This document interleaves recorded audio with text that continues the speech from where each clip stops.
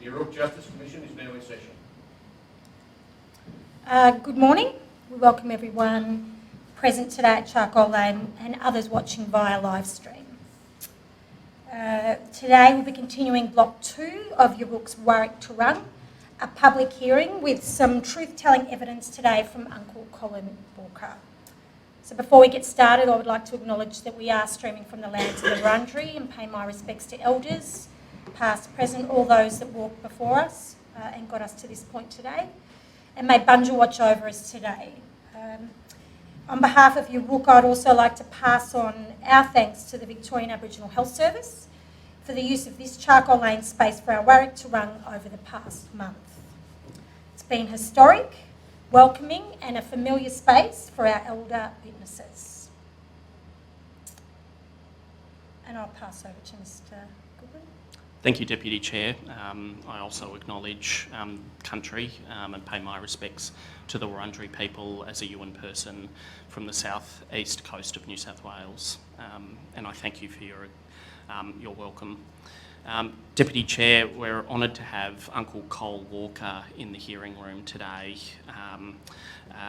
Uncle Cole is supported by his daughters May and Hilda, who have come with him today, and Brian Andy is sitting with him as he gives evidence as a support person. So I invite Uncle Cole to give the undertaking. Uncle Colin Walker, you solemnly undertake to provide truthful evidence to the Yoorrook Justice Commission today's Warwick-Turrung hearing. Yes, I do. Thank you, Council, and we welcome Uncle Colin Walker, and we are pleased that you join us today. Thank you for joining us, Uncle Cole. And could you please introduce yourself personally and in a cultural way to the commissioners? Oh, well, I'm Colin Walker from Cumragunja. Cumragunja means our home. I was born there in 1935. That's just on 87 years ago. And my grandmother was the midwife who delivered me there at Cumragunja. And I am still there today. So I thank my grandmother for rearing me with her beautiful, soft, black velvet hands. And I always said I had two mothers in my cultural ways. My mother, which passed away when I was only 7, and the grandparents reared me and my two brothers and my sister after my mother passed away, and we had to go up and camp in a bag humpy with the grandparents near the Barmer Bridge on account of that just when to walk off, because they moved off too. So we had to go up there and stay with the grandparents until the Aboriginal Protection Board let them come back onto Cumra to my mum and dad's house, then to rear us. That's my history of that. Thank you. Yeah. And Uncle Cole, who's your mob? The Yoorrook mob, yeah. Moira Yellama. And where's their country? Up in the Barmer, Millawar, Moira Forest, New South, yeah. But it was on both sides of the river. The river was never a boundary, to us, because we was on both sides of the river. Yeah. And that river, what do you call that river? Dungala.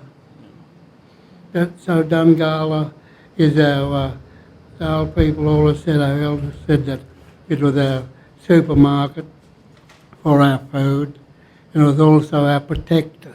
When we'd have to run away from the welfare, we'd just jump into the river and swim to another state. Yeah, so that was the story of our elders, how they protected us. So we learned to swim at a pretty young age. And so Cumragunja, where you were born and where you've lived, that's on your country? That's on the country, yeah. Where I'm still there today and reared my family there. My daughters, 2 daughters, and 3 boys. I lost 2 boys, yeah. Lost 2 pretty young. And, You mentioned that you were born in 1935. Yep. So, But they didn't register me till the 29th, so I said I got 2 birthdays, but the family said you only having 1. so your actual birth wasn't registered until the day after you were Yeah. born. That's right. And you've mentioned your daughters May and Hilda, who are here today as well. You've been with your wife Faye for a long time. Going on in February, we'll be 67 years married, and she's a Wiradjuri woman. They were the biggest tribe in New South. Yeah. Yeah, and where did you meet Faye? At Shepparton, yeah. And you've got a big family now. Well, I got the 5th generation. Yeah. You mentioned your parents and your grandparents. Can you tell the commissioners who your parents were? My mother was, is. We don't say was. In spirit, they're still with us. And my mother when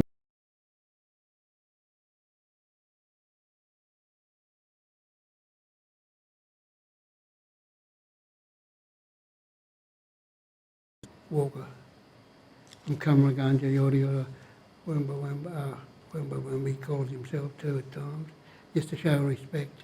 Yeah. But he's a Yoorrook, more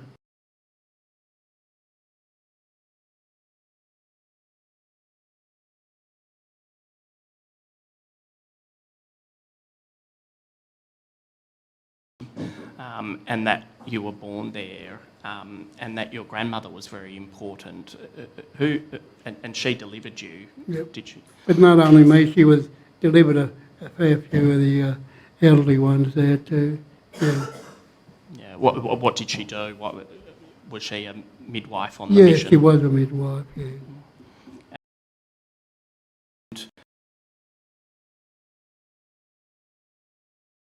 His name was Hamilton, and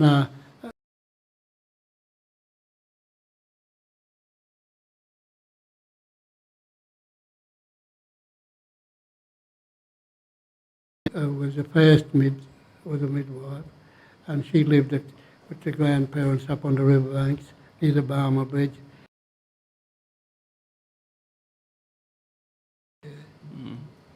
And your grandfather, what was his name? Herbert Walker. And you mentioned that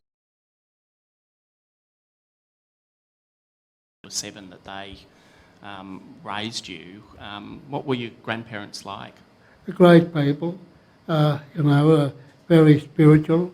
Most of our elders at Cumraganga, all of them, was very spiritual people and happy people, and led us a lot. Yeah. And what did they teach you growing up? Teaching. Well, yeah, what did they teach you growing up? Oh, What did you...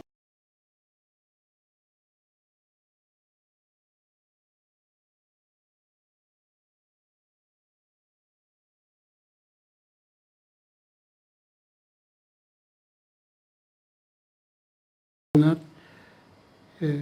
which wasn't very nice in them days, I must say.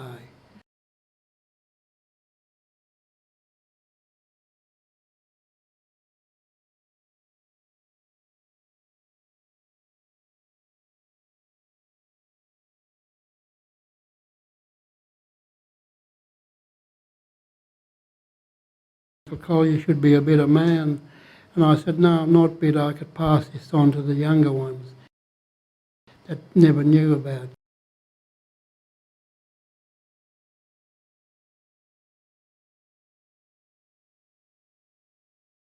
Because they were nearly all the same way they was treated, you know.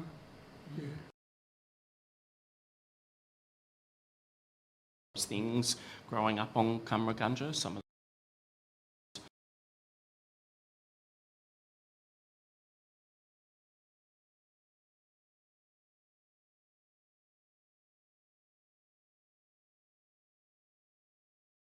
You come to stay on the mission at, say, Cumraganga,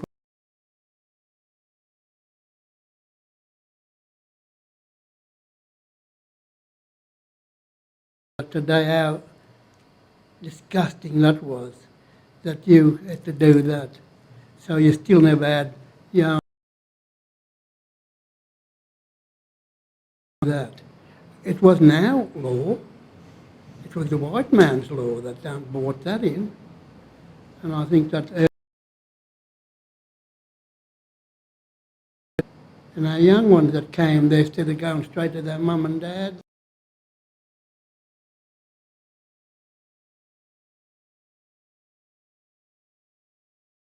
Yara that you've that are provided to the commission about them if you were sent over to your auntie's place to get flour or sugar that Yeah. the mission manager might ask. just for a bit of flour or a bit of sugar till we get some tomorrow.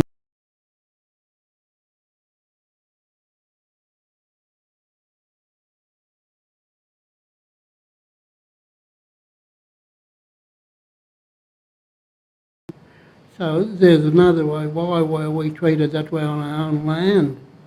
You know? And you were given rations when Rations. you were growing up? Every bell of plough disc, everyone knew the sound of that. Mothers would have their little clean jars where you'd get your sugar in it or your flour and in a bigger jar, and your tea leaf and all that, you know, and your meat and your dripping was a bit off colour because smelly because there was no refrigeration in them days. So we had to do that, go up and get our rations. And then every recess you'd have to run up to the manager's quarters and have your mug of cocoa and your bread and dripping and your big spoonful of iPol you had to drink. iPol, I think it was for in case you had a cold or something like that. Yeah. And back to school, which I didn't like, school. Why didn't you like the school? Oh, it was sort of locked into four walls, and I like to be out in the open, fishing and stuff like that, you know. Yeah. And you mentioned in your Yoorrook Yara some of those positive even in those mission days, what were some of those positive things about all living on the mission? Well, it kept us together and respect and the issues as we're going through now with the law, and that if some of our elders were our lawyer, they were our protectors, they were our scientists, professors. I still say that today.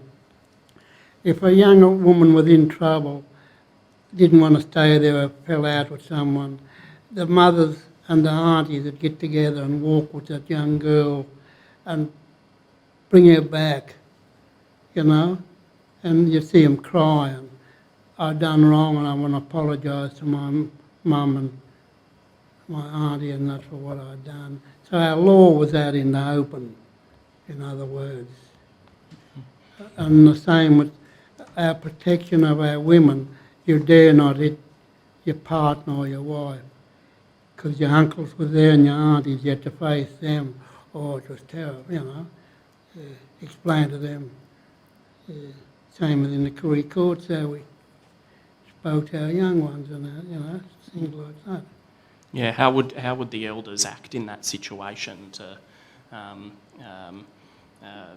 try to deal with those problems? Well, if you played up or roughed your partner up or your wife, you'd be walking up the street in Cumberland and you'd say, "How you going, uncle?" They wouldn't talk to you.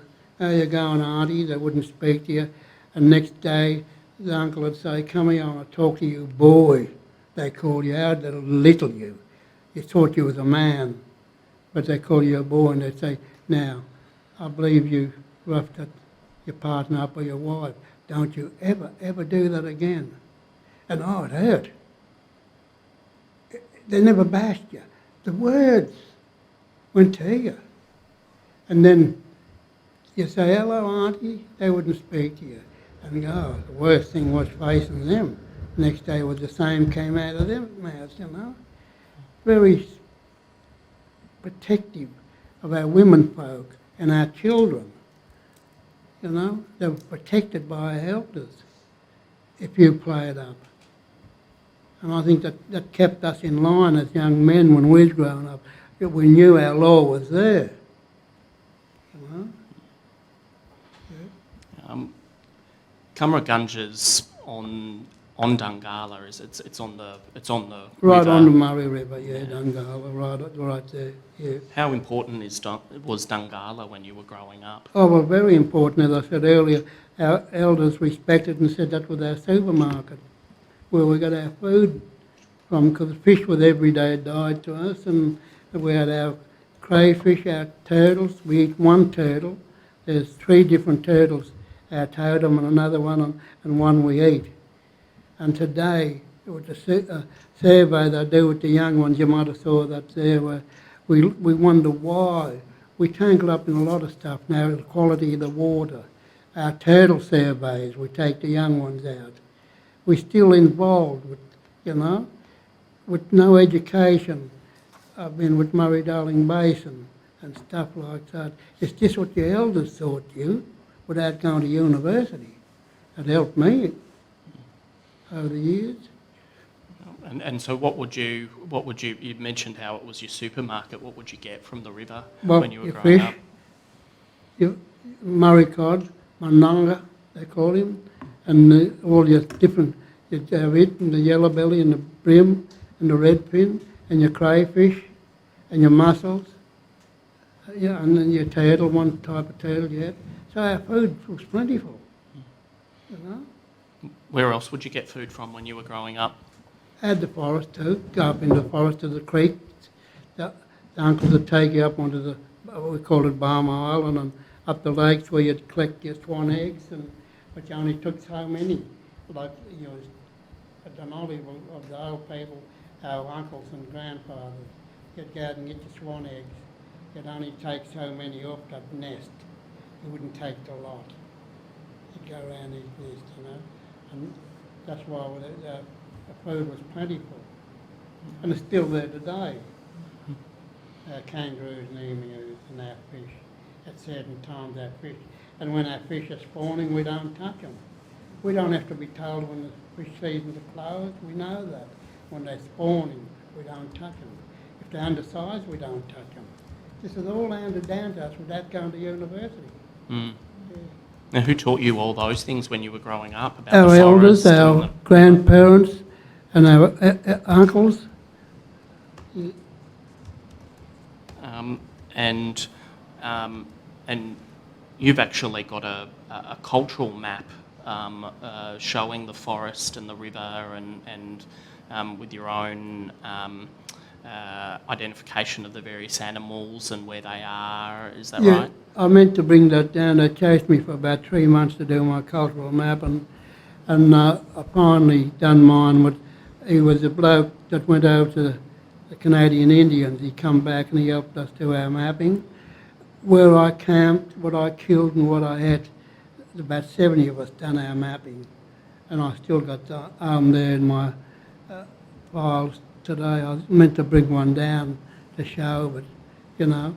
So that food is still around, but then again our water, the climate change, I believe in climate change as affecting our native birds and animals. You know, the behaviour of our animals, and that, because the old emu, the old people used to tell us, well, we know they only lay once a year, or it might be twice, but now they lay 4 or 5 times. Why did the emu lay that many times? He's confused. It's confused. The seasons have changed. The little ducks are everywhere now, which they shouldn't be. These are the things that we learned, and we still look at that and learn our little ones, tell them, you know. And you've noticed those changes in your life as you've been out at Cumragunja? Yeah, notice there's a big change in the river system and all, the erosion, but we were told that's nature. Our elders said that's nature. If a tree falls in the river, you don't pull that tree out. It's a habitat. It stays there for the breeding of our native fish and things like that.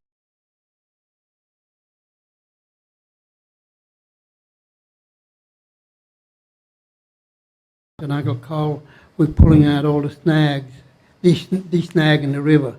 And I said, no, you're doing the wrong thing. I believe they went ahead and done it. And a few years after they sent for me, they had a big turnout up at Corriwall, upriver, and they sent for me and they apologised. They said, we should have listened, we shouldn't have pulled them snags out, we're going to put a lot of them back. It's not what I learned at university, it's what I learned from my elders. Simple. It's from here, not reading out of a book. You know? When you were growing up at Cumragunja, did elders speak language at Oh, that they time? did, but as I said, we're spiritual people. I've got nothing against religion. Anyone that's religious, that's their business. But we had the inland missionaries come there, you know, and they'd put the fear of Christ in us. I'll have to say that word, because if you don't come to Sunday school, Satan will get you. And then our elders, then they'd speak the language, but if we were there, they wouldn't talk in it, you know. Yeah.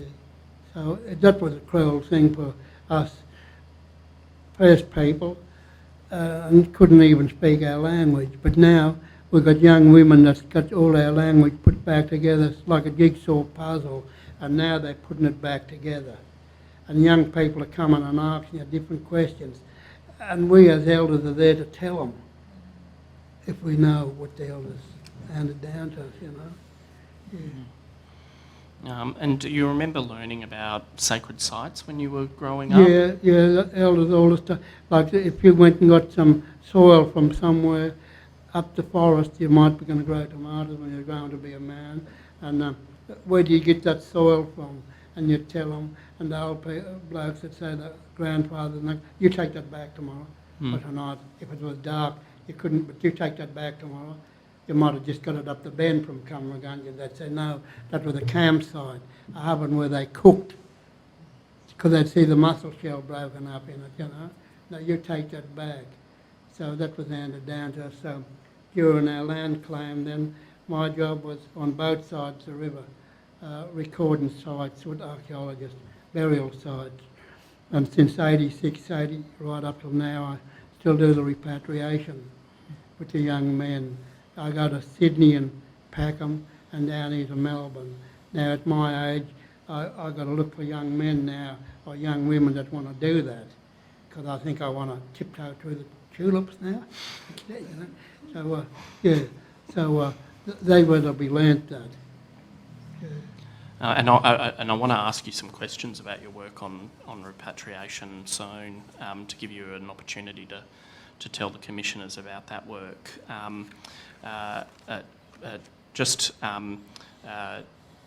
Still talking about growing up at Cumragunja, do you remember your mother and what she was like when you were growing up? Yeah, she was a tall woman, and when they took her away in a dirty old truck, a mission truck with an old canopy on it, she gave us a wave. That's the last we saw of her, because she passed away in the Duke Hospital, and we had no way of going in to see her, probably in them days, and yeah, so that was sad. But then, as I said, the grandparents,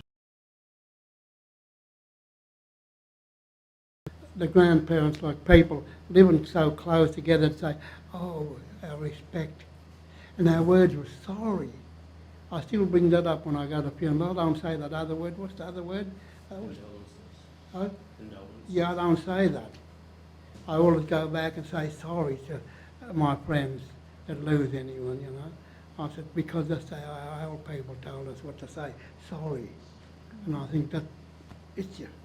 And so our elders were like that. They respected and helped your grandparents or your uncle and auntie with them children. And that's why it was so sad. Why were they taken away, the stolen generation? You know? Because our mothers or our grandparents were great. You could imagine how the mothers hung onto them cars and got skin taken off them to their bone, you know, flesh taken off them. And it's sad. And to me, it's sort of like returned soldiers when they come home. Their parents, wife's mother passed on, or the family, and it was the same, although it was a big thing going over to the army, I respect that. But it was when our ones come out of the homes and that, if you say, they come back, well, their mother and mother passed on or remarried. So, that feeling wasn't the same.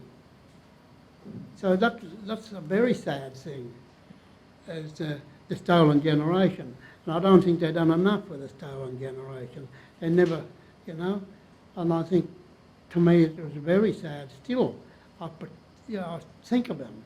So they come to take me and my brothers, but the grandmother, the story was she put the hose on them, So she must have been a fighter. She was a fighter, yeah. Mm. Yeah. So you remember welfare coming when you were Yeah, when you were they a used child? to come, and one story was they'd say Miss English was their name. Oh, Miss English has come into Cumnor. You'd run home and say, "Oh, Nan, look in my head," because lost. And look in your head.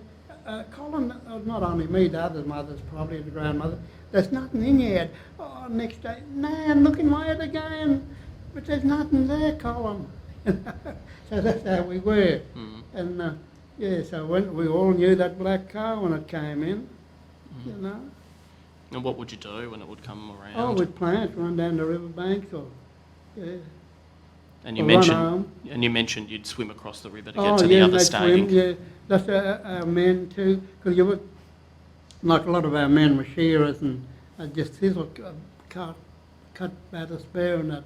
And if they come onto the mission with a bottle of beer, the manager just put it on the stump and pull out the revolver, bang, smash it. There was no.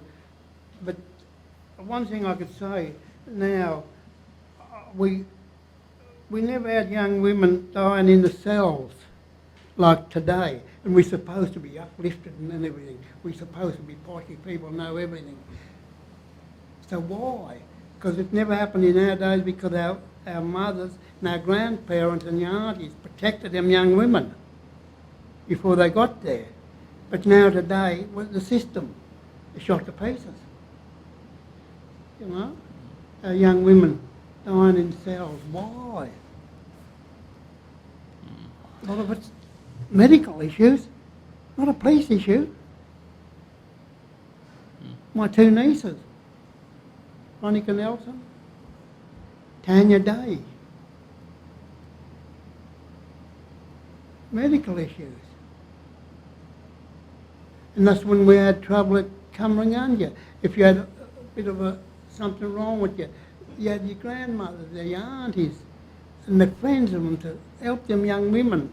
And we, our elderly men, helped us.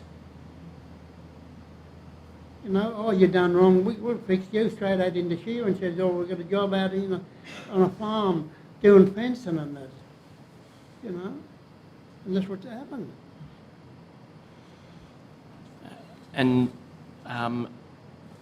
you mentioned that you started cheer. Well, that you left school early. I didn't. Like someone died me, and I used to just go down the riverbank at the school, and as they'd run home, I'd run home with them, and someone reported me to my grandmother. So she had to talk to my father, and so they said, oh, well, straight out in shearing sheds for you. And how old were you? 13, going on 14, and then I didn't go with my father. That was our cultural way, because you don't listen to your father.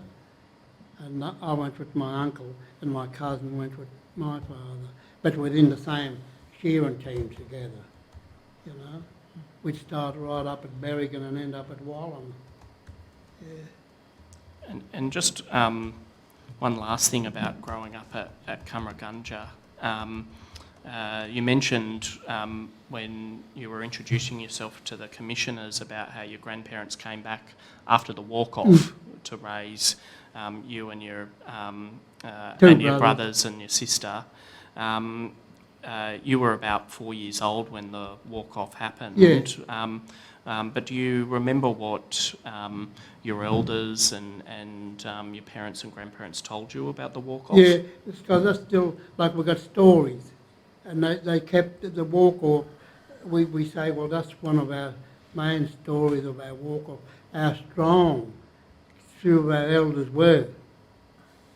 Aboriginal men living on a mission like concentration camp has made worldwide news. Aboriginal men and women sticking up for better living conditions. But they all come back, even though a lot of them left Cumra, they never forgot Cumragunja, their home, which it means. A lot of them still come back to be buried there. You know? They still, and we respect that. We bring them back home with the wishes of their family, they'll come back. We don't say, oh, you don't come from here anymore. You know, you left here years ago. Our cemetery is there for all our people that left. I don't own it. I don't own Cumragunja, even though they're that long. We all own Cumragunja, I tell the young ones. You know, that's how I look at life, and a lot of our elders done the same. They didn't say, we don't want them back here. They moved out and you never saw them anymore, but their connections were still there. When you'd meet them, you'd go over, you know, to Shepparton or Mooroopna, you'd meet them. And then when they passed away, with no questions asked, back you come to the cemetery and to be put to rest there. Finally, the mission closed and the mission managers left when you were about 19 or Something 20 like years that, yeah. old. Yeah, I remember, yeah. And you've lived there your whole life. What things changed once the managers left at Cumragunja? Well, once the managers left, then in came, I think it was 83, 84, with the Land Rights Act. I think just came in then, and we had to set up, I think I was involved with a lot of stuff, and they set up land councils under the Land Rights Act, which I call the Land Wrong Act, you know, because you're still controlled under the Land Rights Act. Like one time ago when it was first set up, we had honest old people that come, everyone had a say in voting. But now, if you've got a big family, you can control every land council. And I think there was 127 land councils when they set them up. Because I used to go around with my mum, we used to do recommendations of waterways and things like that. I was lucky to travel around with some people that had a brain. I never had much, but they learnt me, you know.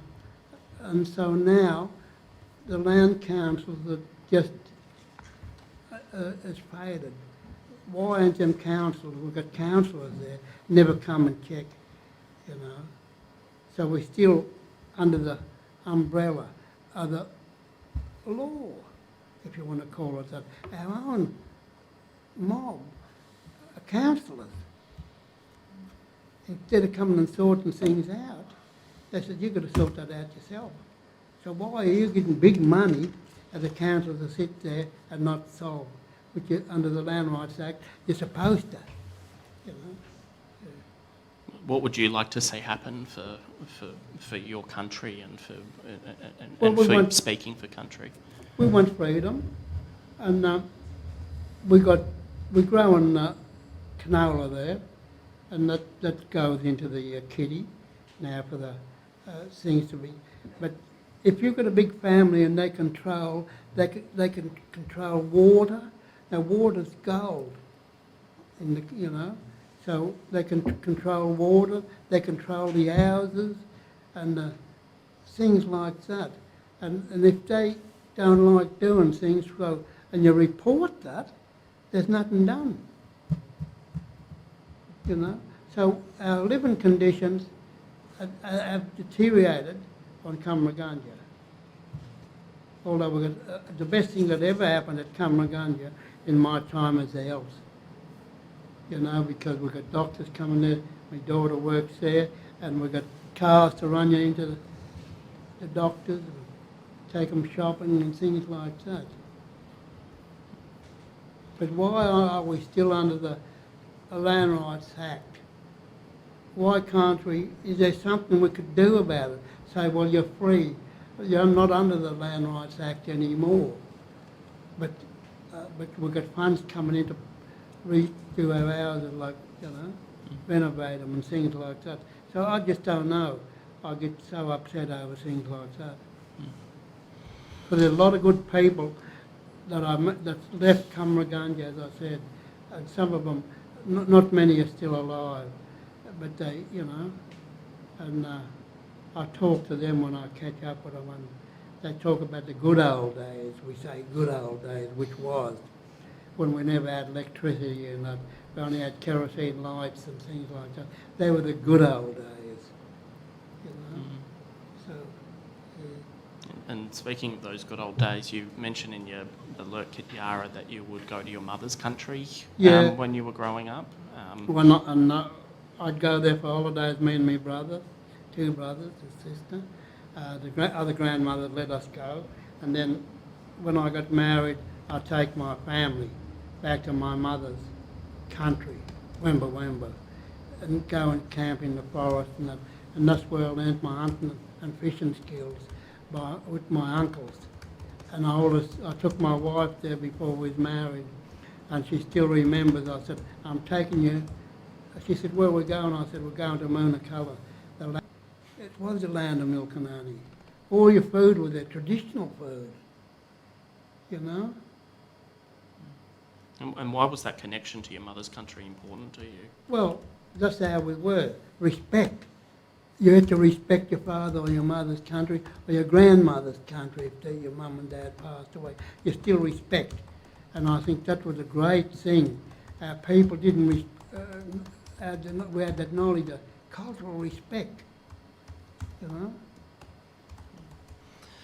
And so when you left school at 13, you started work as a shearer? No, rouseabout first. Rouseabout first. Mm. Yeah. What were you doing when you were working? What was that like? You're picking up the wool off the chair, when they shear, and throw them on the table, and what you call skirted. You go around, pick the sweaty part off the wool and sweep up where the shearers, Yeah.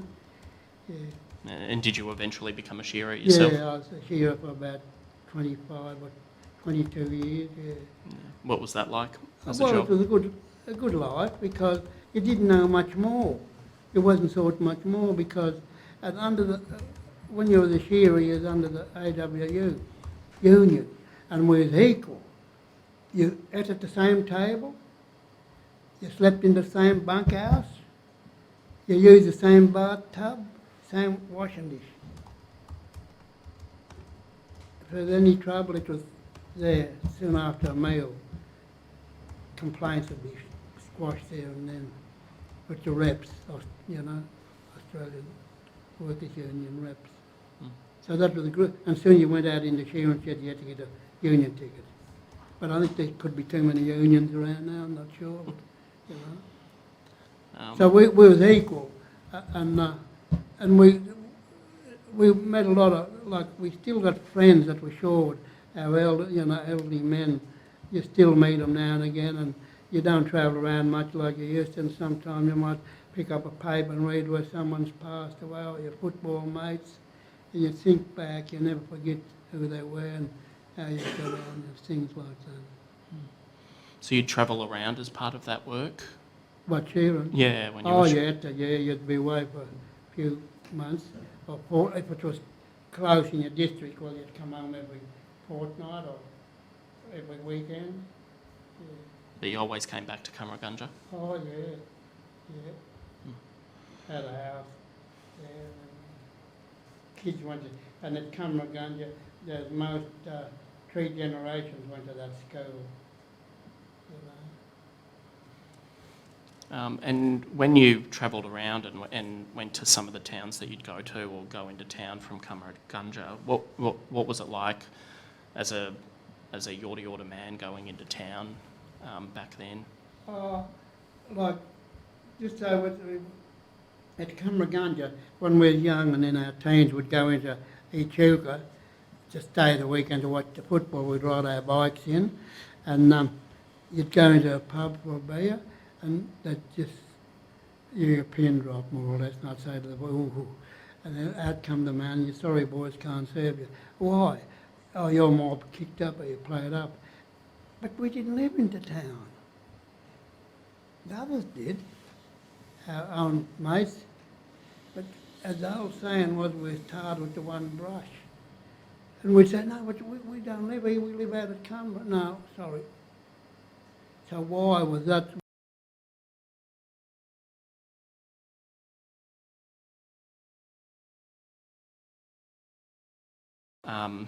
49 years old, you studied at Tranby College Yeah. in Sydney for 2 years to be a site officer. What was that experience like at Tranby? Well, they sent me there. I didn't want to go, but it was the knowledge I had of the forest and about repatriation and stuff that I knew about, but I didn't do it then. But when I went to Tranby College, it was a 2-year course, and there's 23 of us men from different areas met. And me and our mate were sitting together, and I thought he could read and write, and he thought I would be.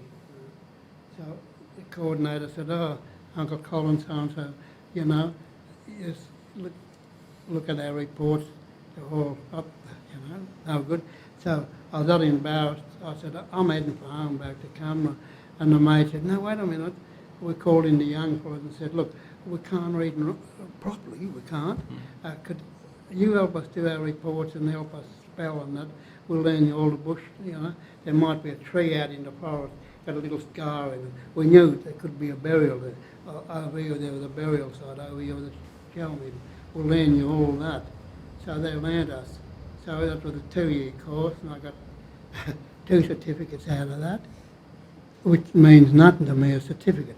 I got them stacked everywhere, but they mean nothing to me. No one ever give my elders before me certificates. So that was a 2-year course, and that helped me. Then I come home and I was able to, we had in New South, then under the National Parks Act, we had the power under the National Parks Act, if anyone developed an area anywhere, we were able to stop that development in case there was Aboriginal artefacts or burials there, you know, till we sorted things out. And you eventually also worked in Victoria doing the same type of work? Yeah. Cultural heritage? Yeah, cultural heritage inspector. We were Commonwealth inspectors. We had the badge, Commonwealth badge. Yeah, but there was 38 of us, I think. And I think 1 or 2 of them played up here in Melbourne. And us mob that lived up in the country, we was all sacked. Why? Why was we all sacked when we weren't there? At Kingston, Maine or somewhere in Melbourne. So where was the justice? And you've got a story about that badge that you had when you were... Oh, yeah. Do you want to tell the commissioners that story? Yeah, well, we had to hand our badges back, and they all handed theirs back, and I kept mine. And anyways, when they rang me up about mine, Uncle Cole, you never handed your badge back in yet. I said, oh, gee, I said, the last time I saw it, I said, the grandkids were playing in the mud with it. That's how much I devalued it then. But I still got it on, polished up. Why should I hand that back? You know? So things like that. And so you mentioned some of the things you do as a site officer. Can you tell the commissioners what some of the duties you had as a site officer and some of the work that you did in cultural heritage while you were a site officer over those years? Well, like my job, being a site officer, then I had young fellows, then I trained young men to come with me to help me do the repatriation. And I not only do the repatriation for Yoorrook, I've done it for Wemba, Muddy, Wiradjuri, as far as Dubbo, with the wishes of the elders, because some of them are young people, some of them don't like touching things like that. So they'd ask me to go up and I'd say, no, I will not go into your country unless I get a letter from the elders. So the elders would write a letter for me, would I go and, you know, do the repatriation for them. And so it was a very, and then when we started, it was hard for us to go onto our property because they thought we were going in and wanted their backyards. But we got, now it's opened up a lot. A lot of the landowners now could see what's going on. If they're ploughing up a paddock and some stones come up, like there might be traditional stones, they ring us up. We'll just come and have a look at these stones, if they're traditional stones, or it could be a shell mitten there where they've done their cooking, or there could be some bones there, we go and look at them. And sometimes if it's a bit of a sand dune, because most of the burials were on sand dunes because they only had the digging sticks. And if there's a burial site there, a lot of the landowners will say, oh, you can leave that here, we won't interfere with that. So we get funds then through parks or, you know, government money to fence that side off. Yeah, so things are starting to open up a bit with the landowners now and things like that. Yeah. And so you saw landowners change their Yeah. opinion Yeah. over time as Yeah. a site officer. Yeah, they have a lot of them, you know. Yeah, and sometimes we go and do a walk trail for them, you know, and things like that. Yeah. Uncle Colin, I wonder if you'd tell us about that burial site at Old Maloga. The what? At Old Maloga. Oh, Remember we went up there with you Yeah. when we went to Cummeragunga, and you took us to this big place, very special place. yeah. I wonder if you'd tell us a bit about that. Yeah, well, Maloga is where it really started from. Like Matthews, you had a Daniel Matthews, he went along the river collecting our people and bringing them there to Maloga. And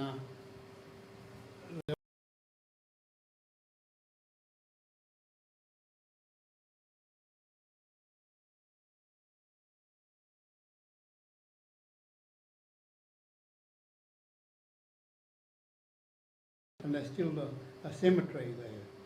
Yeah, we went there, but see those headstones there before, and I'm going to have a look now with the owner. I know him pretty well.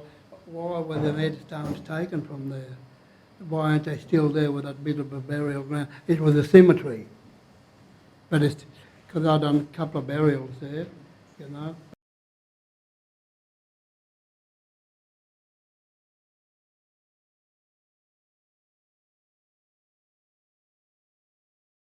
Although we don't go there as much, but we still respect, we know the history of Maloga.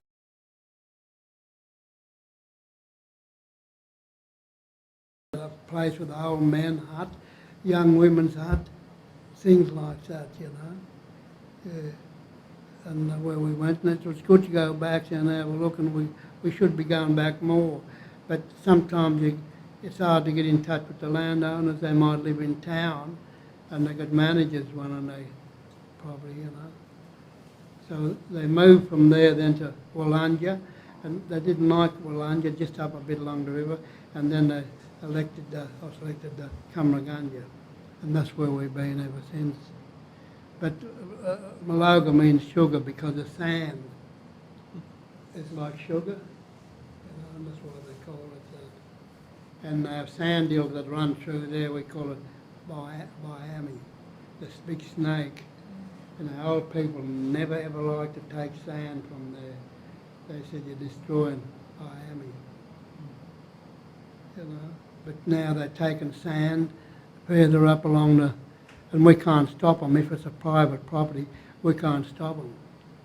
So there should be an act or something out to stop that, because that's our story.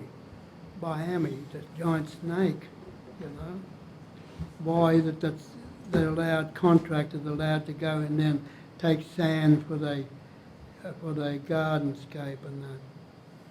Because when they flew me home once from Tranby College, Northern Construction work, they were getting stuff for gardens, and they were digging a big, where I took it, Algabonia burial.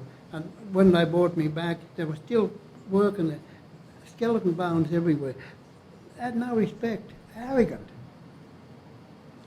And we had the power with national parks to stop them. and we had to do all that burial again and fence it off. And then the ochre mine, they went into our ochre mine where there's 5 colours, and they were taking different colours from there for the gardenscape, like you could have going up your driveway. Oh, how pretty that is, a big rock or something. So we stopped, and the bloke that owns Moira Station, now the people that own that, they put a fence up, and we're still allowed to go there. But as for our burial sites, there's a few of them been destroyed. But since 86 and that, since we had the power with parks and that, we controlled and we protect them, they fenced off and things like that, you know. But yeah, so it's been a battle, but it's, you know, someone's got to do it. I enjoyed it too with the young men. And that's their responsibility now. They know it.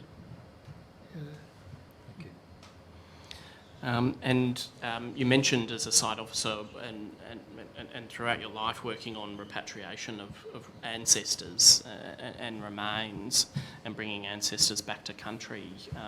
Why is that important to you? Oh, it is because they're from home, from their country, and we're bringing them back to put back on their country. Because that Murray Black collection, they called it, was the biggest repatriation collection in Australia. He was a farmer down Gippsland way, and he was collecting our people because they didn't have the, what you call it now, the iPads or what? Sorry. Where you could. The drones or GPS. The GPS. Because Okay. and he was just taking them, not marking them. Mm. So we said, well, Yoorrook country. We knew what was the Yoorrook country, and there was from the Tokamo right through to Moama. So we knew they come from there. So Algabanya, where I took it, that's where all the Victorian and New South stuff goes there. And then on the Vic side, go to Moa, our other big burial ceremonial ground. We take all the stuff from Victoria there. But now, with the young ones could do that thing where you could pinpoint where they come from. But before it was none of that. Yeah. And, yeah. And so, I think it's George Black didn't keep pinpoints of where he took things. And so when you were having to repatriate those remains, you made some decisions about where to put those, where to bury those ancestors. Yeah, but then Wemba, they knew their stuff from down that way, on the Edwards River, in my mother's country, and I was involved with going down. The uncles asked me would I go down and help them rebury them there. Muddy, as I said, and Wiradjuri, and yeah. And you mentioned a story in your Balut Kityara around about how you would treat the babies. Yeah, so I done a big one here. We come down to the museum here in Melbourne. I brought one of my men down and met one of the young fellas from Gippsland. I won't mention names in case he's passed away. And we went in and packed them.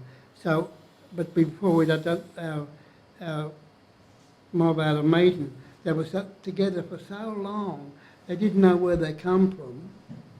Supposed to be experts, didn't know where they come from. So they decided, well, we'll bury them all together at the cemetery here in Melbourne. So we packed them, and then the babies, the little ones, we packed them specially separate. And then I got the women to walk around, hand them to one another to put down in the graves to bury them. So it was just like, if we wouldn't have done that, you could have come along and said, oh, this is Yoorrook stuff, grab a box full of that. Here's Wemba stuff. Or here's Muddy. Or, you know, but they decided to bury them together because they've been so long locked up together. And that was great. I thought that was great. And the women, how they handled the little ones when we packed them, gentle. And the women's soft hands handed them to one another. To my young men that I had there to put them down. You know, you was there. Yeah. So them things, I've been doing that for years. And and I wonder, they reckon that Russia's full of our people yet. And I twist and turn overnight. If that's true, are we going to get them back? Who's going to be responsible to bring them back?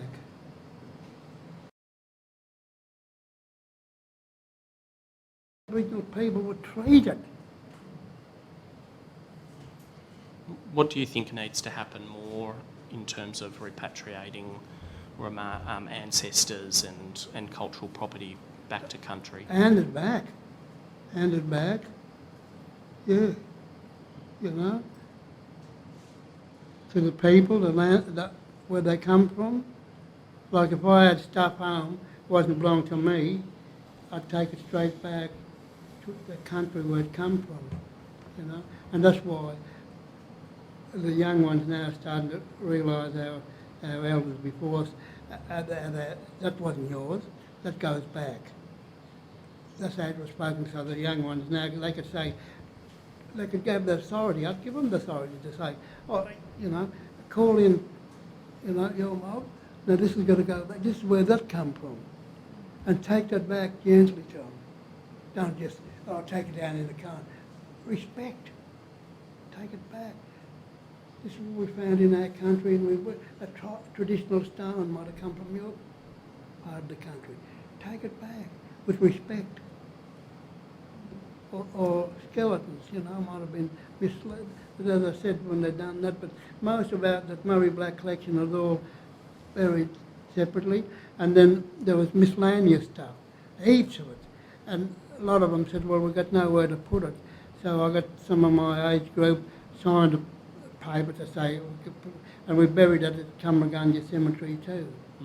It's buried there. So we've got a big sand hill where our cemetery is. And so it's buried there with the rest of the Murray Black.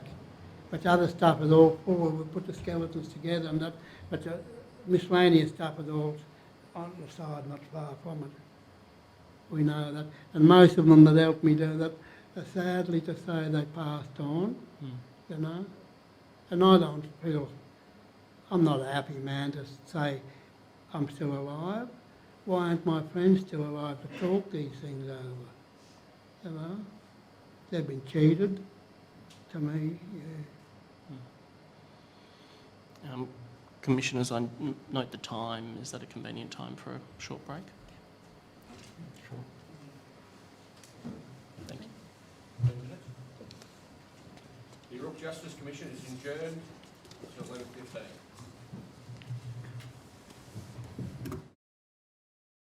The sitting of the Yoorrook Justice Commission is now resumed. Thank you, Councillor.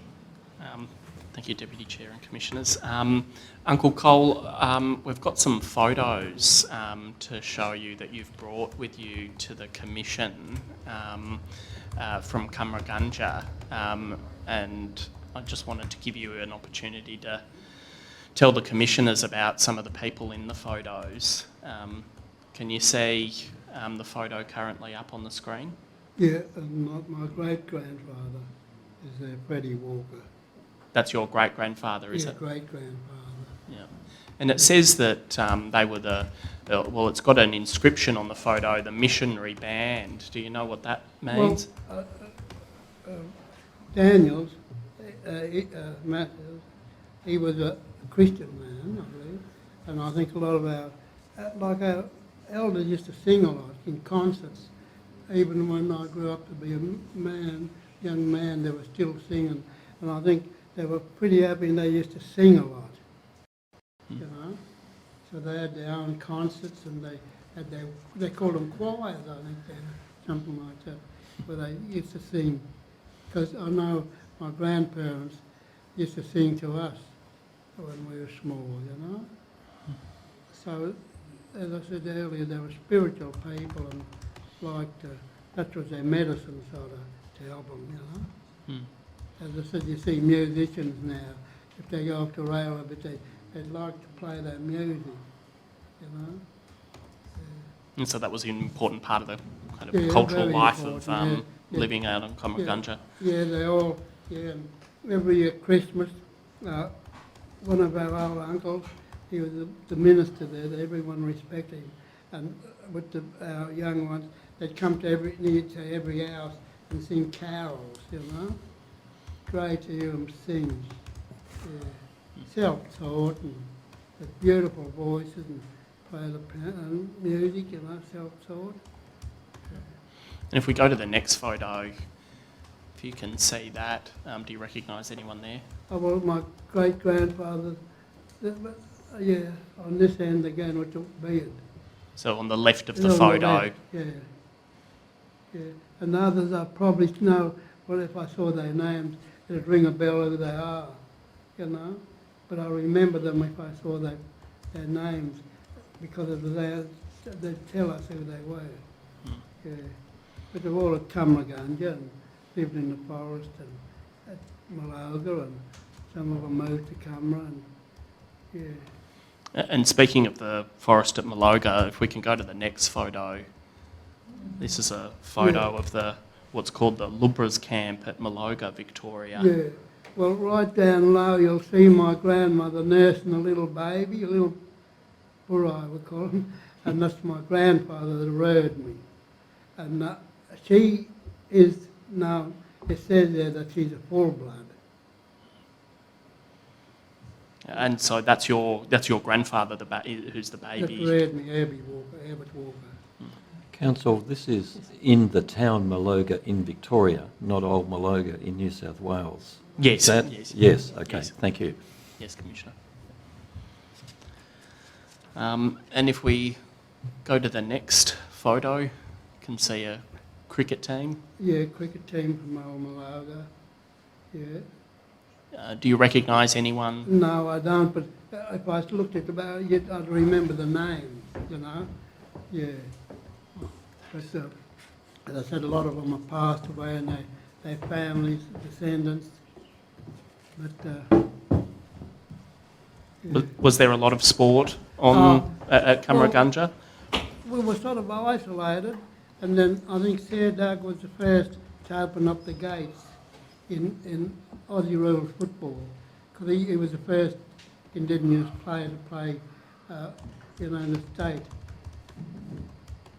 the state football. And then the gates opened, because when we were kids, we'd only just crossed the river to play Barmer school, cricket and football, and back home. We were isolated. But that's opened the I always say that they were more or less like a politician, you know. Everyone looked at them and saw, oh, you know.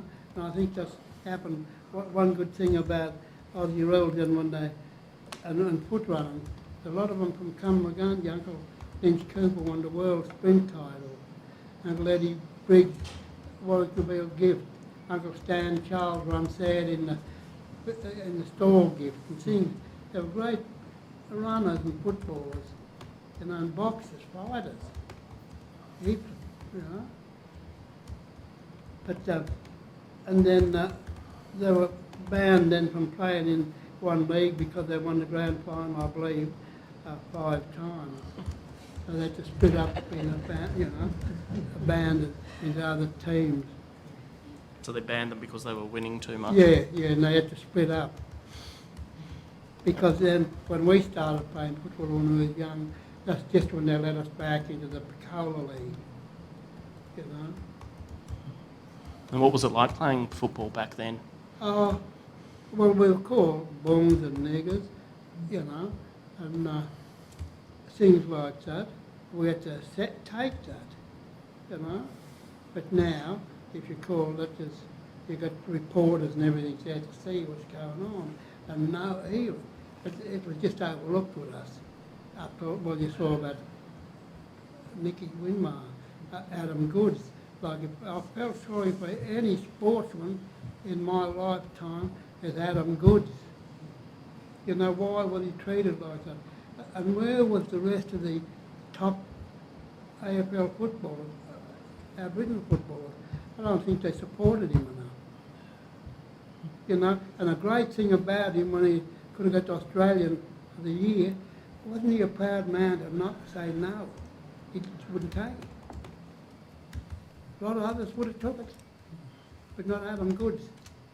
I thought that was great of him to do that. So I reckon really he was crucified, same as me in the Koori courts. No, not the Koori, the land claim, you know. But no, I thought, so now we've got young men playing football, and we've got young women playing basketball, netball, and that, and so they into every sport, which is I think is good for them, because up at Rumballara Football Club, the netball there, and when I went over there, when Eddie Betts went up and played, see how little girls get around proud with their uniforms, Rumballara colours, their little bags. They didn't care if you spoke to them or not. They were proud little wingers, you know, walking around. And I think, and this was an eagling thing, even when we were in the Koori courts. That's what the community would say, you play football or you play netball to the girls? Yeah, well, we want to see you there. Eagling. It was eagling for them. Yeah. And I want to ask some questions about the native title claim and the Koori courts soon. I'll show one last photo just in this set. The next photo. Do you recognise those two men? Yeah, on the left there is my father, Frederick Baggett Walker, and Uncle Mick Morgan, the bloke that I went into shear at Chedworth. So he was the uncle that you went with when you were shearing? Yeah. Well, he lent me. I went to Asabat and then he lent me. Thank you for those photos. We can bring those down now.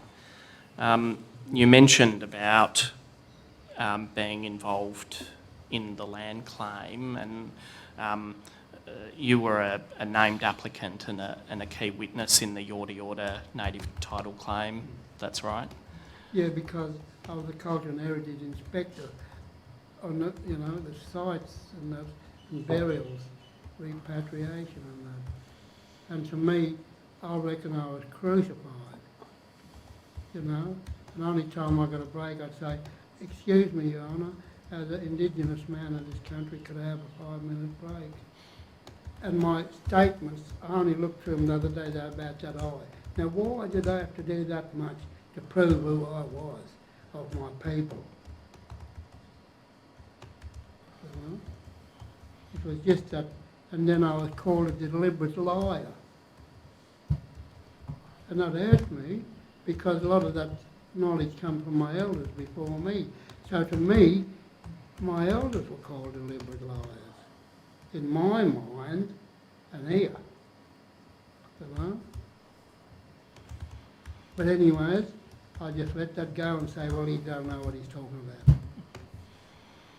about. And so what was it like to give evidence in a native title claim for you? What was that experience like? Like we went even out in the forest, they took us out in the forest around the burial site. We told them gospel and that, you know. So why did they want to, you know? The evidence was there, still there today. Our sites, our burial sites, our shell mittens where they cooked them, our scar trees and our birthing trees. Still a few of them around, which we don't, we just record them and took off. Don't go near them because they're there for the women, you know. Things like that. So the evidence, what more did we have to prove? To, you know, to say who we were, who we are. Yeah. And Might I, Council? yes. Yes. Uncle Colin, does the loss in the Yoorrook case and the hurt which you experienced from that loss continue to have effects today for you and community? I think it has, because a lot of our elders now passed on since that happened, and then, but what peps me up a bit is, as I said, our young ones are coming back and putting that jigsaw puzzle together again. Sort of, they're doing our language books and they, you know, listening to us elders and respect. But it was hard, because when we come down and it was read, the verdict was that we didn't, our elderly women cried, they wept, you know. Yes, it was very, after all them years, like going through that, that was a big thing to go through that. You know? Uncle Cole, how long did that case go for? Oh, I just forget now. It's about 10 years. That, was it about 10 years? How long? 9? Hilda, did you want to come? I was just going to say it was a 19 native title claim put in, and the last one went for 10 years. That's a long time, Uncle, to fight for your land, isn't it? I was just following on from Commissioner Bell's Yeah. question there around what it still carries, and that's a long time. Mm. And just want to acknowledge Yeah. that. Yeah, and well, I like to carry on from that. We still haven't got our rights, traditional rights, to go into the forest to hunt our food or to get our wood, which I bring up to national parks all the time. As traditional owners of the forest, why aren't we allowed to go into the forest and, like NAIDOC's coming up, I get 3 or 4 kangaroos and 2 or 3 emus. That's all we ask for. But under the Act, oh no, you know, you've got to come and see us. And I said, why do we have to go to you? Our elders didn't have to. And they're fishing. Why do we have to have a licence to fish in our own country when we know them fish, when they're born and going to have young ones? We don't fish. We know when the crayfish season's closed. We know when the Murray cod season's closed. We don't go and do them things. We know all that. But if they saw us on the river fishing to get a fish for our elders or something like that, that's what the young ones used to do. You know? We want to be free to do that, because how long have we been doing it, and there's still plenty in the Barmer Millwall Forest for us to eat. So, Uncle, can I just ask, what is the current arrangements for you getting fishing licences and hunting licences? Is there any First Peoples fishing and hunting rights available around? Well, I refused to get a licence for hunting, although my firearms, please come out and check me, my firearms, I'm a registered shooter licence, and my firearms in steel, you know, as you know, in the steel cabinets and that, they come out 30 Ks to check, so I'm right to do that. And I don't lend my rifle to anyone if they haven't got a shooter's licence, which we know all that. Not even allowed to give a young fella some bullets if he hasn't got a licence. You know? But I won't get a fishing licence. No. Okay, so you refuse It's invisible ink to me. because you've got the rights already, you don't Yes. need, yes. I always said, if they could show me a letter that my great-great-grandfather Freddie Walker wrote that I can't fish and hunt in my own country, to me, it's invisible ink. You know? I'm not arrogant. I'm not a standover man. But I think under my rights. Yeah. Don't walk her up the street and say, oh, my name's Colin Walker. I'm going to go out and get a feed of kangaroo or emu whenever. I don't do that. Well, I'm going down the river to fish to get myself some fish. I don't want to do it. And does that need to get permission, the licensing arrangements, does that get in the way of passing on that knowledge to the younger generations? I think in one way,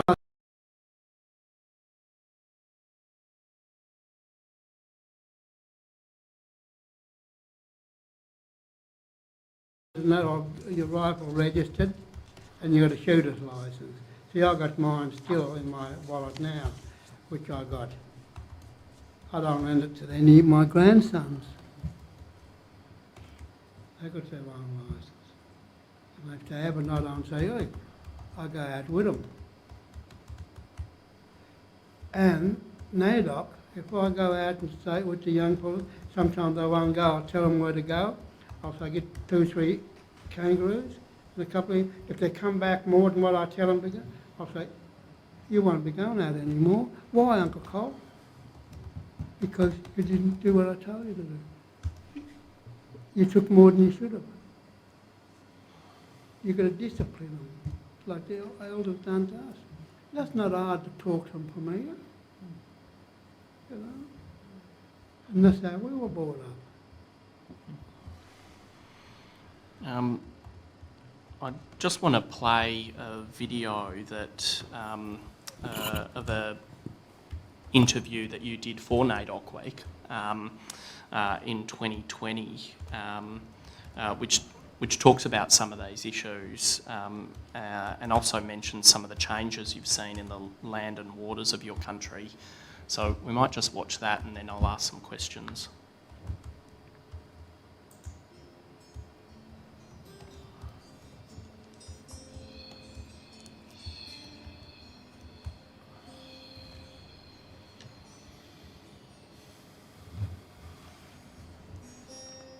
Nearly 85 now, and I've never left my area.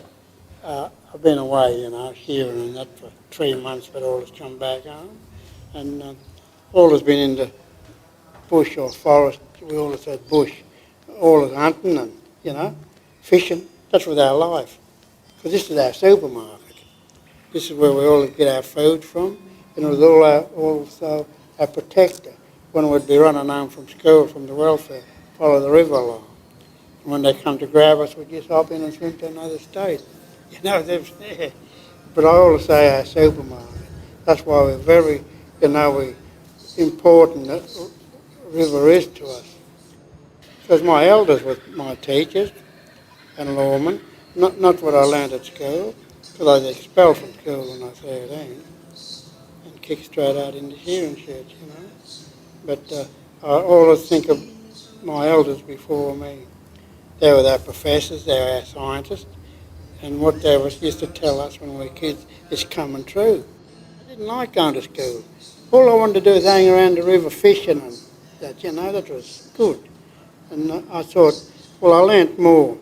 Like being expelled from school, I think it paid off with me because I think I went deeper into my culture. Yeah, deeper into my culture, and I still remember what my grandparents told me and what our elders on camera, you know, would tell you, how they concerned about issues, you know, our food, our fish, our turtles. We don't get the turtles like we used to. Barmer Creek that runs through just up here. Come up there with the grandfather and the uncles, get all the turtles you want. You don't get them anymore. Why? We want to know why, you know. The long-necked turtle is our totem, so we don't eat him, but the other turtle we eat. You know, so they got instinct. The turtle, when he's born, no matter how small he is, he goes straight to where he thinks there's water, and there's no water in the wetlands. So water is a big issue with all of us. Water quality was beautiful years ago. Drink it straight out of the river. You can't now. And the pesticides, they generally, like the Murray River's only used as a drainage channel at times, you know. Pesticides, you don't know what goes into the river system. My memories go back to our elders, how they used to tell us, what do you do wasting water? And we used to say, like we'd get under the hoses, and we'd say, and they'd say, what are you doing wasting water? And we're thinking, hey, we've got a river here. How are we wasting water? But see what it's, with the war and fish kill up in the Darling and all them places. And it all comes back. I'll never forget them things. And that's why I wouldn't swap my knowledge, what I learned from the elders, for any university degree. But this country's been kind to me. My food's still here. Why should I leave here? And this is where my grandparents reared me. I lost my mother when I was 7, and they took us. And they lived in a bag humpy just over here, just over on the New South side. You know, I'd have never lived in town. You know, there'd been too many complaints from the neighbours. Me having kangaroo and emu hanging up in my clothesline or something in the town, and emu feathers everywhere probably, I don't know. But I just wouldn't have been able to live in town.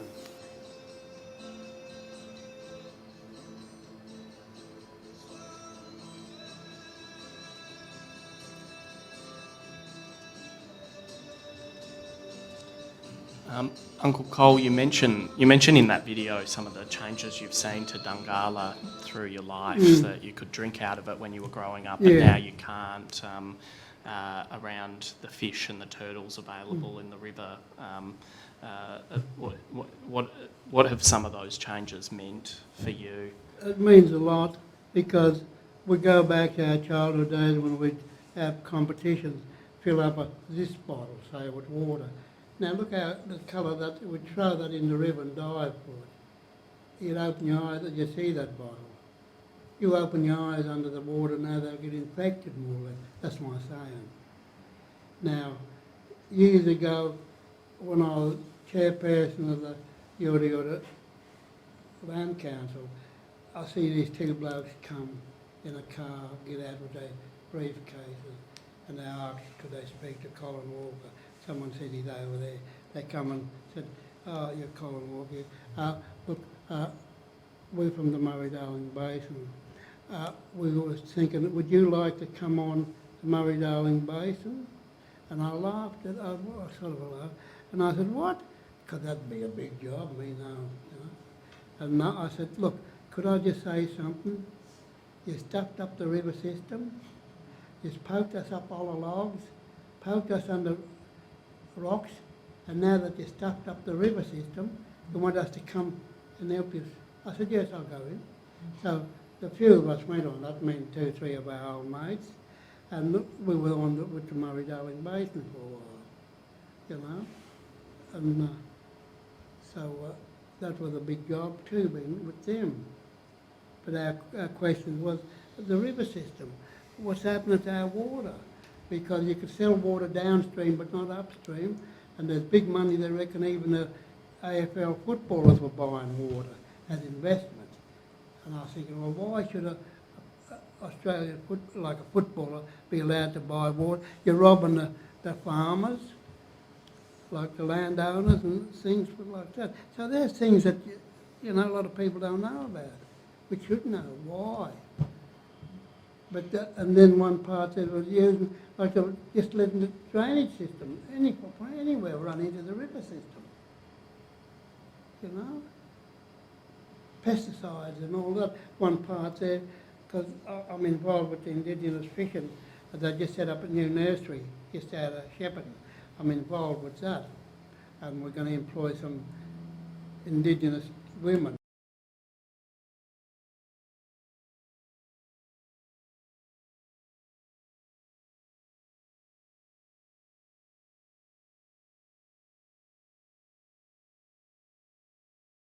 So them things I'm involved with as well, you know. So, but the river system, why is it?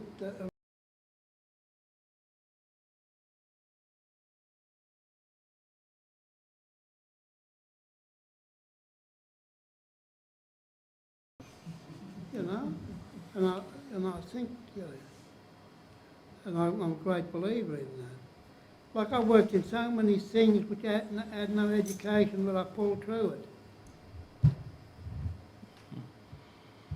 Have you seen changes to the forest as well? Yeah, there's a change in the forest, and you know, they're logging. Well, there's parts of the forest I'd like to see thinned out. Like I was proud to be working with my elderly uncles and them during in the early 50s, thinning out the forest in different areas. You know, and I think that should come back to open up the forest a bit, and logging at different areas so they can log. Because I think we've got to still have timber and stuff like that. But if there's no good timber there, well, why go in there? Go to another section of the forest, and we'd be part of that. You know? And as I said about our wood system, our hunting and gathering is hunting for our food and gathering our wood off the floor of the forest. Not fallen trees, because I think it's about $600 or something if you're caught falling a tree. We don't want to fall them. We know what they're there for. We want to get our wood off the floor of the forest. So now, with National Park, I was talking to them the other day, we'll go and get a permit and we don't have to pay for it. I said, fair enough. You know, things like that. Simple. To me, it's simple. And then if our young men go in there and pull a tree, aha, bang. We know who went in there. You pay. For destroying that tree, you won't be allowed back in for a while. Give them the responsibility. Don't just let them come in as larrikins. Just, and non-Indigenous as well are going into the forest. Overriding our decisions, cutting wood and selling it. And our boys, a lot of our boys don't. They're just going to get it for our youth, you know. So these are things has to be looked at. And you mentioned at the start of today that about climate change, and that you think climate change has played a part in some of the changes and some of the different behaviours of the animals. Why do you think climate change has played a part in the changes you've seen? Well, like I say, through the animal behaviour, and of course we haven't given the water, because in September every year the swans generally lay home up in the Barmer Lake. I mean, when the water was up the lakes, the Moira and the Barmer Lake, and we could see where the swans were there, and they was making their trails in to make their nest. Oh, another week or so we'll come back and we'll get a couple of swannies each. Anyway, we was real happy, went on both sides. We come back in a few days' time or a week, no swans. What's going on here? The river fell. The animals knew that there's no more water coming. Down went the water, so that the swans wouldn't have the water there to swim around their nest and to take their young ones out. But, you know, so what are we going to do with things like that? With non-Indigenous too, are feeling a pinch about the water system. So we're involved with Aboriginal people. We always think of things like that, you know. Why can't we be involved in things like that? But yeah, why wasn't the swans didn't lay? Because there was no, they knew. The water's dropping, so we're leaving here. I want to now ask some questions about your involvement in the justice system and the Koori courts in particular. You were asked to be a respected elder for the Koori court in Shepparton in the early 2000s. And you mentioned in your Balurt Kit Yara that you were very suspicious about being involved at first. Why were you suspicious? Well, I thought too, another thing, had to plead guilty. Why did you have to plead guilty? As in, you don't plead guilty in a non-Indigenous court till you go. You're not guilty until you're proved guilty. And just an incident, I met one of the young boys, he's walking up the street and he saw this beautiful old Holden, so he's car mad, and he walked around looking at it, and next minute you could see the curtain of this house moving. So by the time he got to the corner, the police were there and grabbed him. You was looking at it, was you going to pinch that car, steal it? He said, no, I was just looking at it. So he said, Uncle, I'm charged. I'm not coming through the Koori courts. I'm going through the mainstream. Whether I don't know, never asked him, never seen one since. And I tapped him on the shoulder. I said, good on you. But then on the Koori courts, when the magistrates and judges asked me what was the most interesting thing for me, sitting on the Koori courts, I said I was connecting up the young people. And there was no such thing as justice for Aboriginal people, us living on missions. So I didn't care what they could have said to me, Uncle Colin, we don't hear that. I'd have said, oh, well, I won't sit. So, but sitting on the Koori courts, and I've been blessed. Kamragunja is a big place, and young, families that come out of there, same as all missions. And then, because we all had that connect, and then if a young girl come before me, I'd say, what's your name, love? Call them like my daughter, love. And what's your mother's maiden name? What was your, what gives you the right to carry on the way it is? They were great people, good community people, but they were lost in people because their mum and dad might have passed away or couldn't get on and split up, and their grandparents might have passed on. So they had no one to, they knew who they were, but they never had that connection. So I was blessed in that way to connect them up, and same as Deniliquin and Swan Hill, I had that covered through my mother's country, and then with Narandra, married to my wife from up there, I knew the names of every, you know. So that helped me too. And it was unreal, the young people that come there, and after that we'd finished, they'd come up and give you a hug and cry on your shoulders. Thanks, Uncle. And the young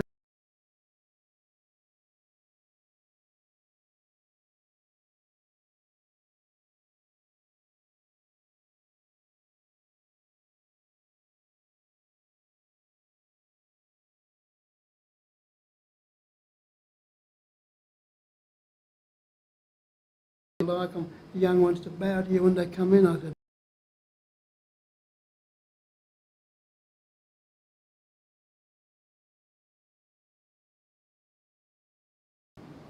where were their certificates? Who bowed to them? You know? So that's how I looked at it. You know, I might be a bit queer up here or something, but no. Why bow to me? Who am I? But, you know, so I learned a lot too with the young ones coming through. And then, we, as I said, we had a healing program for them. The one for the young men. You know, one young fella come before me. I knew he could play football. And I said, "You're playing Saturday?" He said, "Oh yes, Uncle Colin." So I said, "What's your number?" He told me. I said, "I'll be over Saturday to watch you play football." I was 80 k's away. But in his mind, he thought I was there. That's how the old people spoke to us, too. You know? And so that's the healing. What would we do without the Rumballara Football Club and the netball? Because Shepparton's a big place. Same as Melbourne, I suppose, with young ones going to, you know, netball, young girls. And I think sports really brought us out. Where we was before we was locked away, you know. Wasn't allowed to mix, and as I said, titled to run brush if you played up at a place. Oh no, you can't come in here because your mob played up for it, you know. Even though it's, you know. Yeah. So they're the things I really looked at over the time I went into the courts, and not only before I went in the courts, I always thought about our justice with our elders. Our justice and law was there at Kamraganja on every mission. They were knowledgeable people, our elders. And you mentioned your ability to connect up the young people, you know, to where they were from and how they were connected. Why was that important to do that for those people that came before the Koori Court? Well, because they were lost. You could see, and I think that in spirit, in Aboriginal spirit, that helped them young women. So if they went back and had little ones, they'd be happy. Oh, I know where I came from, one, but they knew where they came from, and they never had it. Oh, my grandfather, he was a great footballer. I didn't know that. And my grandmother, she worked, blah, blah, blah. Or my grandparents were community people. Shamed them. By this. Not from out of a book. Words written down came from here. Spiritual. That heard them. You know? So that's how I work with the young ones. And I think even now I'm out of that, but they still come up to me, the young mothers and the young men, you know, and speak to me. And I'm happy. And one young fellow, when I used to have a rehab and worked with the young men, he said, "Thanks, Uncle Cole. Gee, you've done a lot for me." I said, "I've done that much for you. You done that much for yourself. You done it, not me. That's how I speak. And that gives them that confidence. Oh, I could do that then. I didn't say, oh yeah, you'd have been buggered without me, you know. Like, you know, if I wouldn't have told you this. But no, you've got to give them young people credit too, and, you know, to lift their spirits. Yeah, and why is that important to you to build that confidence in young people to... Well, we always say they're our future. Now, why would we neglect them? So they're there, and they were growing up, and said, oh, our young ones won't do this, our young ones won't do this. But if we help them and protect them, but you're responsible for your own actions too, we used to say in the Koori courts, if you've done wrong. You're responsible for your own actions. But we shamed them, you know. And I think like if a young person's talking, if I'm with a group of young men, I don't think, oh, excuse me, I'm an elder and I'm speaking. I don't say that. I'll leave that young man out or that young woman. They will say it. Because what's the good of saying they're our future if you're going to chop in on them? You were involved in the Koori courts as an elder for 16 years. They say I was, yeah. I went over they put a day on, my girls took me over and I took the wife over. And on the way over I said, oh, 10 might have been 12. And when I'd read it out to 16 years, I said, oh, and he was fine. Thinking, gee, that's long, you know.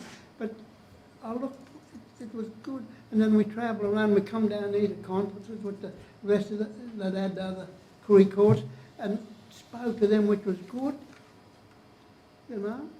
We mixed, you know. Meeting all the other elders who would work on the Koori courts around And Victoria. the brothers and sisters. And then you had an elder and you had a young person sitting with a respected person. So he'd listen or she'd listen to what you said. And they'd say to them, then what do you think of it? Oh, I believe what Auntie said or what Uncle said to you. You know, I think what they said to you. So that respected person then could move on as an elder later. But just the only thing, why is it that you have to plead guilty? Is there anything else from your experience at the Koori courts you think could make that program better, to make the Koori courts better? Well, I think, why do they have to plead guilty? Because I think if you're an elder, you could be a bit hard on them if they do the wrong thing. You could, the evidence is there. You could be a bit harder on them.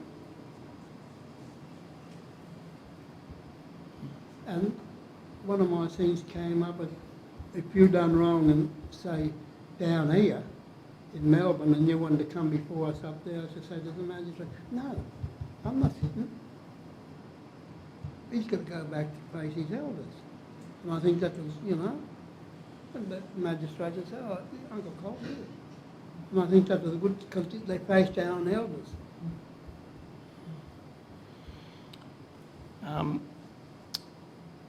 Something else in the justice system you've been an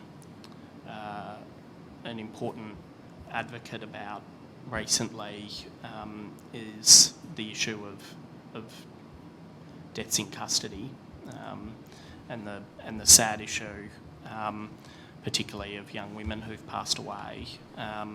You've been attending the Veronica Nelson inquest sometimes over the past few weeks. Why do you think this is an important issue for Aboriginal people in Victoria? And also my other niece, Tanya Day, and I think now things have to change. Where is there justice for our young women when some of these two, I think the two, with Tanya Day and Veronica. So to me, they have failed their duty of care when it should be, they were medical issues, not a police issue. And now what I want to see, as I said to the young woman over there, I'll call you a young woman, do you mind that? And as though I said to you earlier, that I'd like to see how we've got matured women in there treating our young ones, and then they could say, here, Auntie, I want a drink. Auntie, I feel sick. Here, daughter, because that's our talk. Daughter, here, daughter, take this here, daughter. All right, oh, thanks, Auntie. So you got that cultural respect and connection. But not to say, here, you've got to take this. Now, did you take that and walk out on them? So that in the prisons, there's got to be a change. Have to be. Because you get mothers losing their daughters, other families losing their brothers and sisters, their uncles are losing their nieces and their nephews and their cousins. In effect, our women are still crying. Our women are still crying up in the country. They still cry when they see on the screens about Veronica, my niece. I read her father when he was from a little fella. I mean, the wife took him over and reared him at Cumragunja. So there's a connection. There's that feeling. Like by law and our cultural thing is he was like a son. Because my sons called him brother, you know. So there were their connections. So why am I going to neglect things like that? If I could speak on issues. So I think there's got to be a change where we've got our women that are going to prison and not put them on today and say, oh, you come back the next day. Have them on 24 hours if we've got young women there to treat them with their cultural feelings, like our mothers, with that cultural feeling, stolen generation. How cruel that was. Beautiful mothers and fathers. Kids were taken off them. I worked with young men that was, cried and said, no, I'm not going to talk to my mother. She let them take me away. And I said, hold on a minute. You don't remember. Your mother was probably hanging onto that car and the flesh was into the bone, screaming out and wanting you back. Oh, Uncle, I'm sorry. I never thought of that. Great mothers, our spiritual connections to family is very strong. And it's just like when I respect the returned soldiers, because my father-in-law Brook, and that's my wife's father. And, when they went away and come back, there was nothing there for them. Their family might have passed on or split up. And the same with the stolen generation. When they come back, the mum or father might have passed away or, remarried. We've got to look at them things too for our young ones. So to support them. So they're coming back, they've got nothing there. Same with the soldiers when they come back, how cruel that was, And I look at things like that and I think it's very important. But why should children be taken away? And I always said, should have a drug test and alcohol test before them kids are taken out. Just say which me and my wife was younger and we had no family. And they said, Cole, you and your wife got to have a test. I'd say, yes. I wouldn't say, oh, no, we don't drink, we don't smoke. Because we're abusing them little kids before we take them. We only want them for their money. These are the things we've got to look at. That's my way. My way could be different to other people, but there's the way I look at things. How cruel it is then. So that little ones, me and my wife could be at the club. We've got someone else to look after them because we're going to bring them home a smoke or a couple of bottles of beer or a bottle of wine. No, fair. You've got to have responsibility and no drugs. to look after a little kid. Because then they might as well be fostered out. You know? Thank you, Uncle Cole. You've talked a lot about being an elder in your community and having a lot of knowledge about your country and culture and Aboriginal law and law. And you've talked about how much you learnt as a child and young person from your elders. What do you feel is your responsibility as an elder to the younger generations? Well, I feel as though they could come to me for advice. Because when I run True Justice, they gave me some funds once to run a camp. We call it Badgers Men's Group. That means Badgers Men's Group, from Percy Greens. And when I took them young men out, I said, we've got on a farm right up the river, Yoorrook. We have the mowers and all to clean up around the farmhouse. I say, you bring your fishing gear. So part of their survival then, because we're right on the river, they could fish while we're having a break. And they'd come up and say, oh, Uncle Cole, we've got a couple of fish here. You want one of these? I'd say, no. You've got a chef and you've got a manager. You take them back and show them, and they know what you've done, you know? And they enjoy it, but the funds run out, you know? So there's not enough funds for things like that, you know? You've been involved in quite a few men's groups and men's programs. Why is that particularly important for you? Well, someone's got to do it.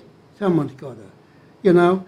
I'll just tell you a story. Once I had a young man with me, and he was on ice and all, and I had him, and then I said, we're going down to pack some repatriation stuff, and when we got the vehicle to go in, I said to him, it was paid for, hired, and I said, you got a licence? He said, yes, Uncle Cole. So I just put my bag in the back, and I got on the passenger side. He come around, he said, aren't you driving?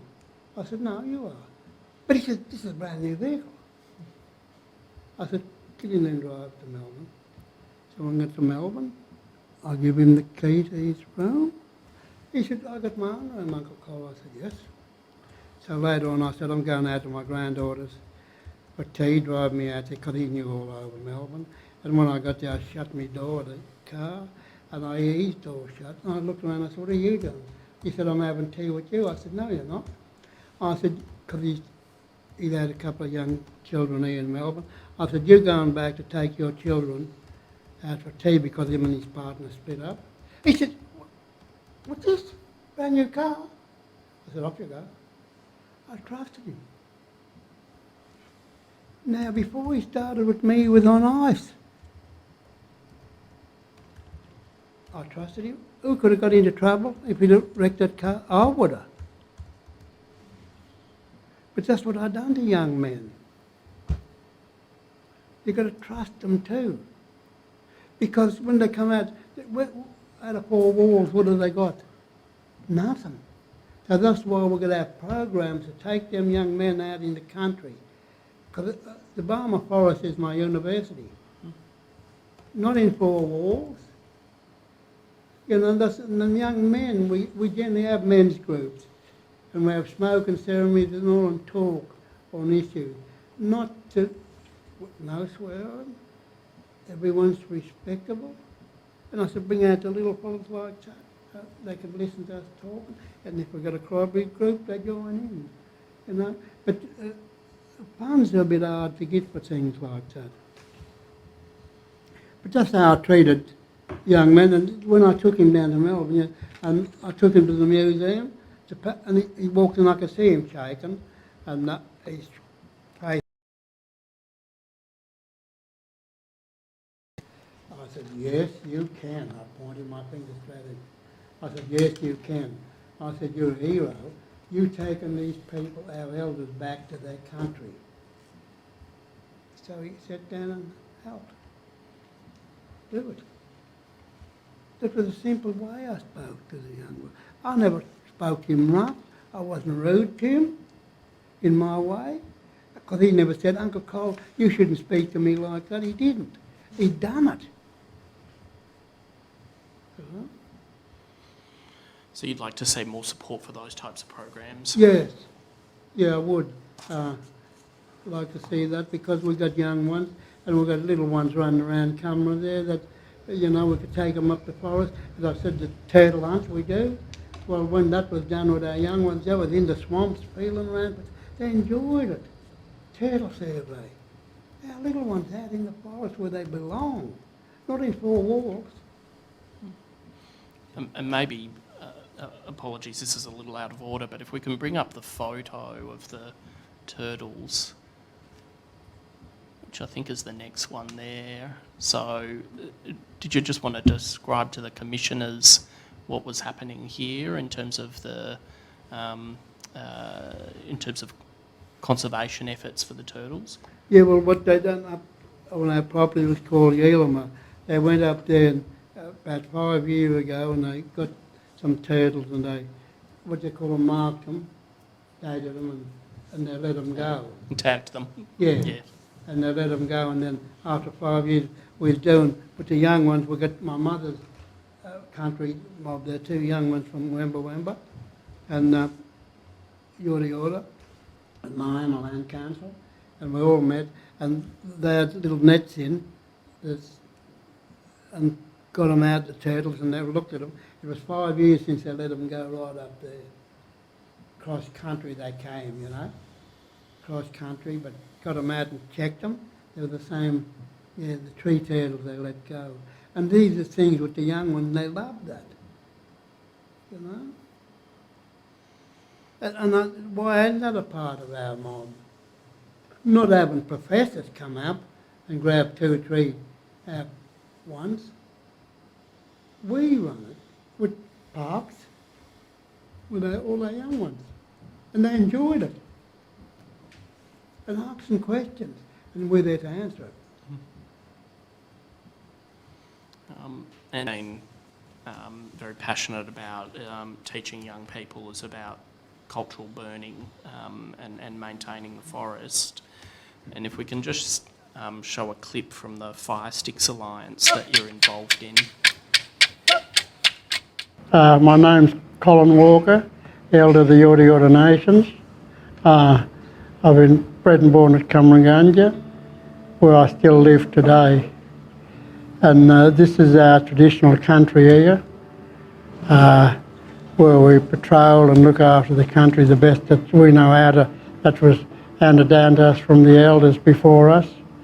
And today and yesterday, this is very important for all of us to get together like this. I've never saw a day like this before. We've got young men now, they're going to do the fire stick burning, and then I think this is one traditional law that should be allowed in every forest where we are traditional owners. And I'm proud of that, and people should understand that it should be a part of our management plan to do our traditional burns when we, at a certain time of course, which these young men know all that, yeah.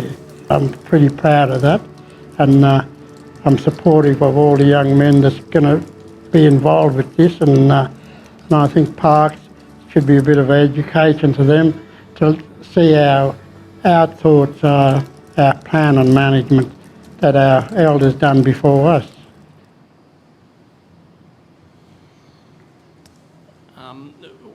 What's the importance of cultural burning on country? Well, as our people always said, fire is a good servant, but a bad master. You know, but if, like our country, because there's different landscapes, so our country's flat, so it'd be easy to do burn-offs there. I feel sorry for others that got hilly country, because fire could come over top. But up around home, we've got flat country, and why can't we do burning? You can see them there, and take our wood off the floor of the forest. That helps, you know. when there's fires. But I think that, and they come from Cairns, they come from everywhere. That was one of the greatest days or week I've had in the forest home, was with them young men. And you could see how many people was there.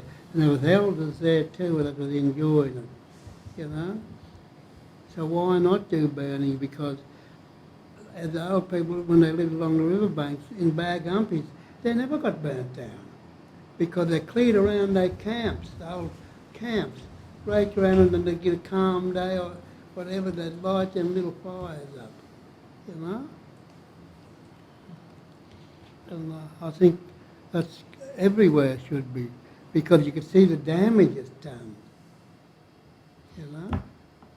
And this flood water what it's done. Like, I feel sorry for them people. My heart bleeds for them. That's within the floods and all that. People that say, well, what'd they build there for? What'd they doing there? But that's their country, you know. And you mentioned in the clip about the importance of young people being there, performing those tasks, Yeah. learning those things. Why is that important for you to pass on that knowledge around land, caring for country? Well, that's it. We manage. We farmers. We farmed our land in different ways. Because our food was still there, our traditional plants, our animals, bird life, everything. You know, it's still there if we're allowed to do burn-offs. That's everywhere, but like I feel sorry for anyone that live in the hilly country. What's going to happen? Are they allowed to clear so far back the trees from their homes? Are the greenies going to interfere with them, the Greens, to say, no, you can't do that. You can't cut that tree down. But what if they cut it down for fire risk and life, saving lives? You know, things have got to be looked at like that. Or you go to them and say, oh, you've got to move out of here, you can't live here.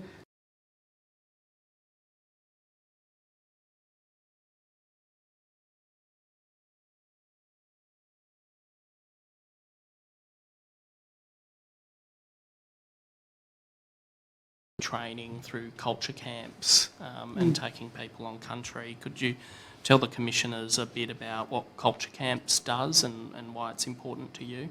Yeah, well, it is important. And now that I finished on the courts, second and third, I think, next month, I have a camp of 14 police. There's 2 brothers that put up the tents, they do the cooking. I take them out and show them our burial sites, show them everything. 14 police. So we've been still involved with the police and justice in that way. That I go up to where they camp at the lakes and we sit around the fire and we don't talk on, oh, there's someone come before me the other day and he locked up, blah, blah. There's nothing about that.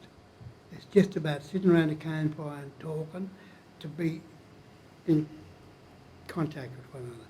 And we're having, right up to November, we'll be having police camps, and we have young people that's in justice come out too at different camps, you know. And I think it's great when the police come out too, we're still involved, and they get to know our feelings, the way we, you know, camp, what we eat, and our feelings, how we talk. And we have the young people that I work with, they got clapsticks there, and they paint them up, you know, the police or the young ones that's in the justice, they love it. Yeah. And I think that's great that we got that feeling. And the police have got that feeling too, that they, you know, oh, we mixed it, and we know the Aboriginal people, they're not as like we thought they were.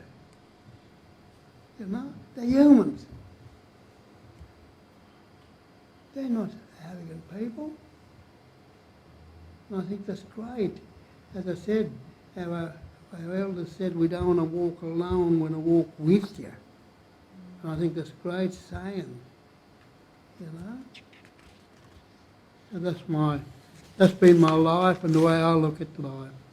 And, you know, and my wife, all the years I was married to, as I said, nearly 67 years, she's never ever interfered with my work.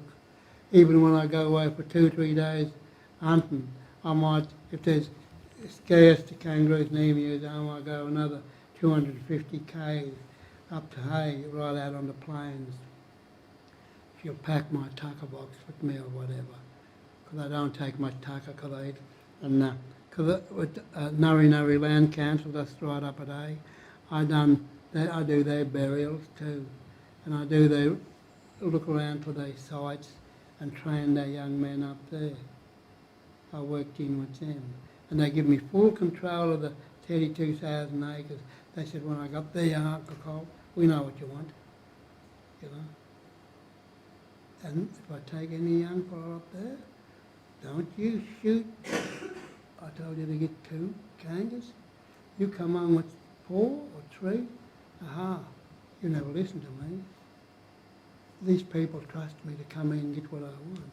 That's how I talk to young people, and that gives them that, you know, responsibility too. Why did I do that, man? Uncle Cole's wild with me.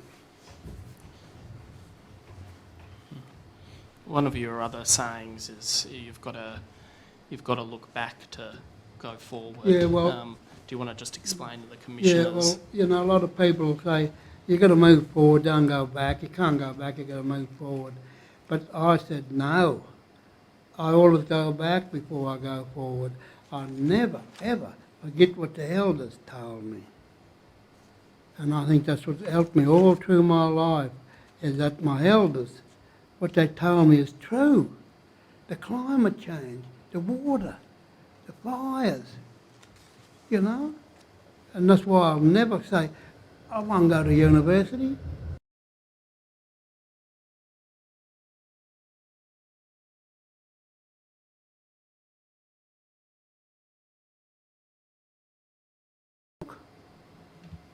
And that's what I go back, because I always say our elders were our PowerPoint.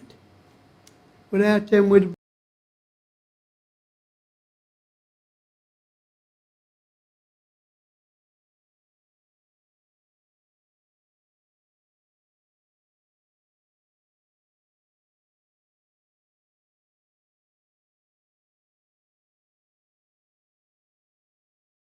you know. It's just my way of living and my thoughts, how I see things. A lot of people might think I'm queer and, you know, and all that, but I don't care what they think. I survive, I've got friends, and I work with a lot of good people too, what carries on the same work and things like that. Yep. You've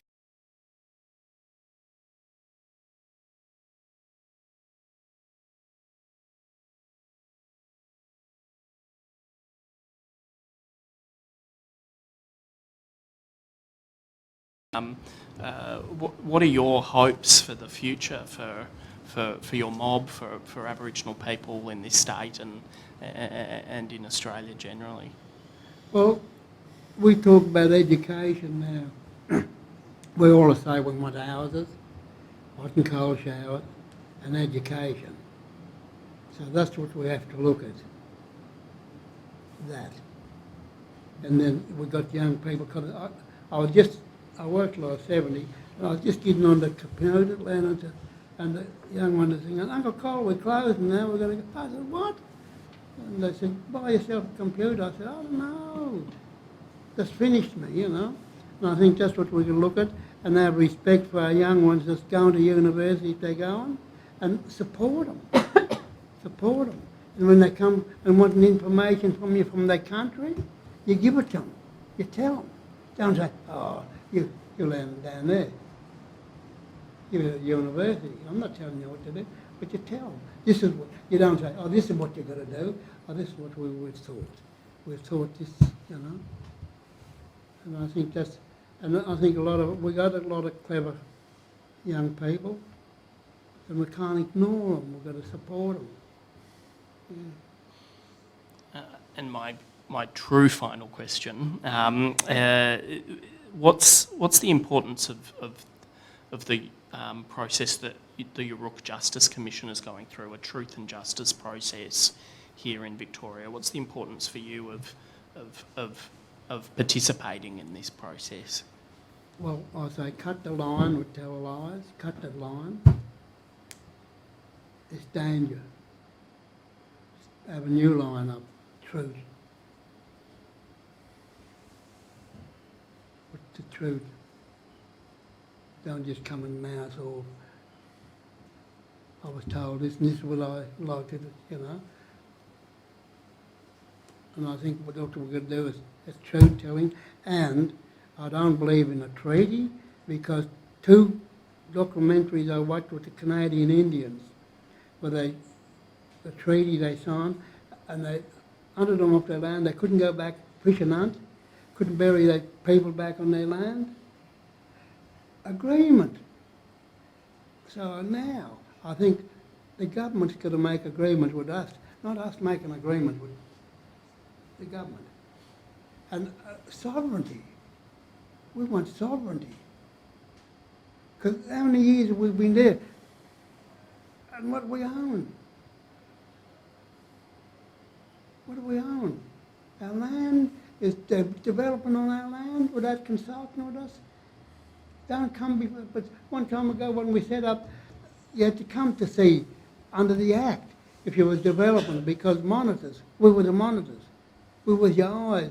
We know you couldn't see them stuff in big machines. So we'd go there in the mornings before they started, when they started, and look for artefacts and things like that. You know? So they're not consulting with us enough. Even the forestry, they say they are, but they don't sit around a table like they started to. So who are we? Who are we? Are we anyone? I look at it that way. So sovereignty now, not treaty, it's that you own. And that's what we're going to look at.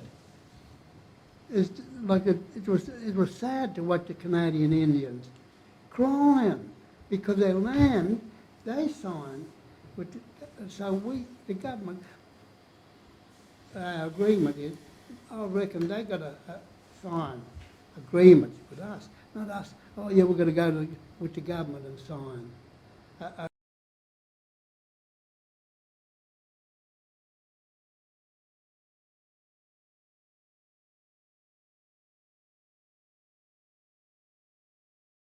Like that, but I think that's the way I look at life.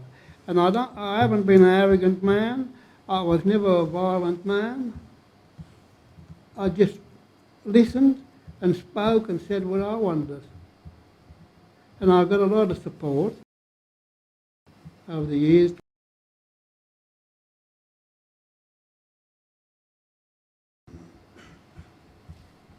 Yeah. Thank you, Uncle Cole. Those were my questions. Yes. I've really, probably not really a question, more of sort of something that you talked about that really struck me was something that you talked about that really struck me was the importance of connection for young people in the justice system and how you worked to actually connect people up so they knew who their people were and where they came from. And that has really just struck me as something that is just so important. Mm. And I think that's true. That's what we want.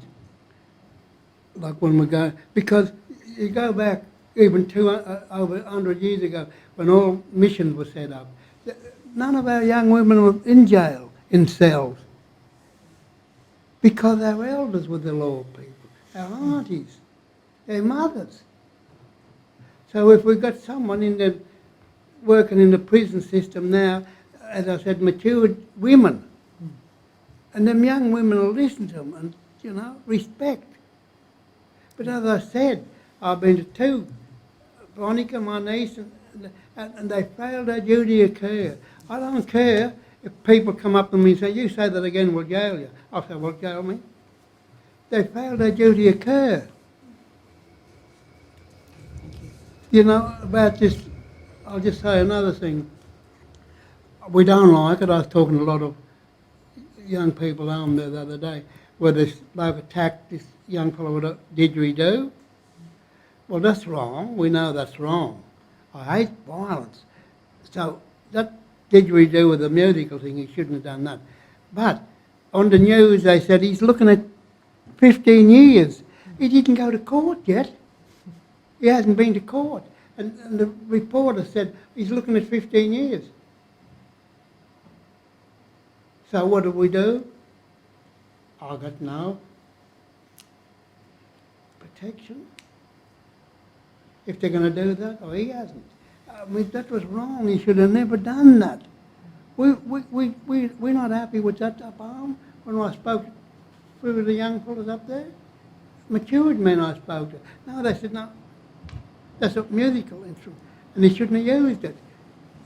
We don't know what happened, but still and all, for someone on the news to get up and say, he's looking at 15 years, why should I say that when he hasn't been to court?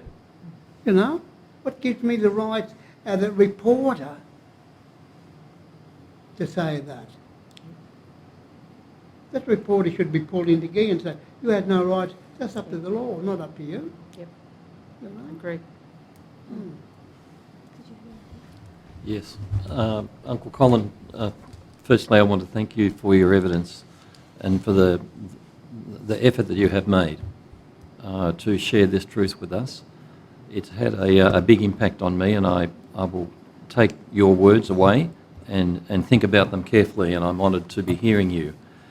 And I also want to thank you for the time you spent with us at Cummeragunja and Maloga Station. We spoke with Uncle Leon at the school, and those words that you spoke then were also very important, and I took them away, and I'm very grateful. And I especially want to thank you for taking us to the burial ground at Old Maloga, a very ancient place. There are very important elders buried there. Yes. And it was an extraordinary honour to be there with you and to experience that place. And thank you again. But I have just one question, and it's about George Black. About my what? George Black. You mentioned George Black. He's the man who dug up the remains. Yeah, he was And named, I just want you to say something about George Black. I don't know whether his name was George or Jim. And so what gave him the rights to do that? You know? But I think it was the museums, but still and all, that was like going now to a cemetery now and digging up our people and taking them. To me, it sounds the same, or looks the same to me. Who give him the rights? But he was given that by the government. So the government had no respect. They could have said, no, they'd rest. Because they only had digging sticks, you know, as I said earlier, to bury our people. So where were their rights going back then? So we had no say, we had no rights as First People, like, you know. So them things, you know, must have had a lot of our elders before me. What would they have thought of that? Because they were very spiritual people, and if they saw us a bit of bone or something, they'd cover that up. Would you get, cover it up?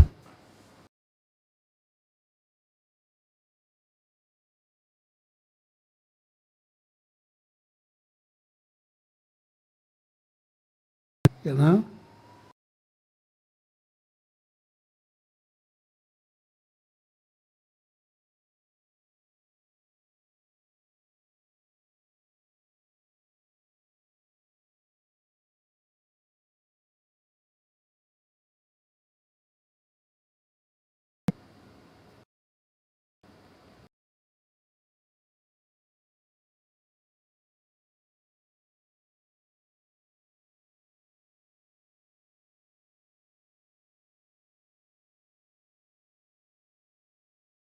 Oh, if I went to Edstone and smashed it because I didn't like it,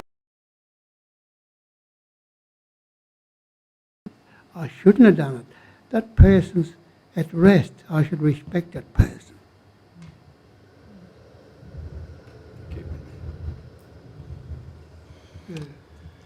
Thank you, Uncle Col. And I just want to, again, say thank you alongside Commissioner Bell on our visit out to country. And I think you answered a lot of questions when we were out there that we put to you, and it was a very, it's a very moving experience for all of us. So I know that. So I wanted to thank you again for that, because it helps bring this to life.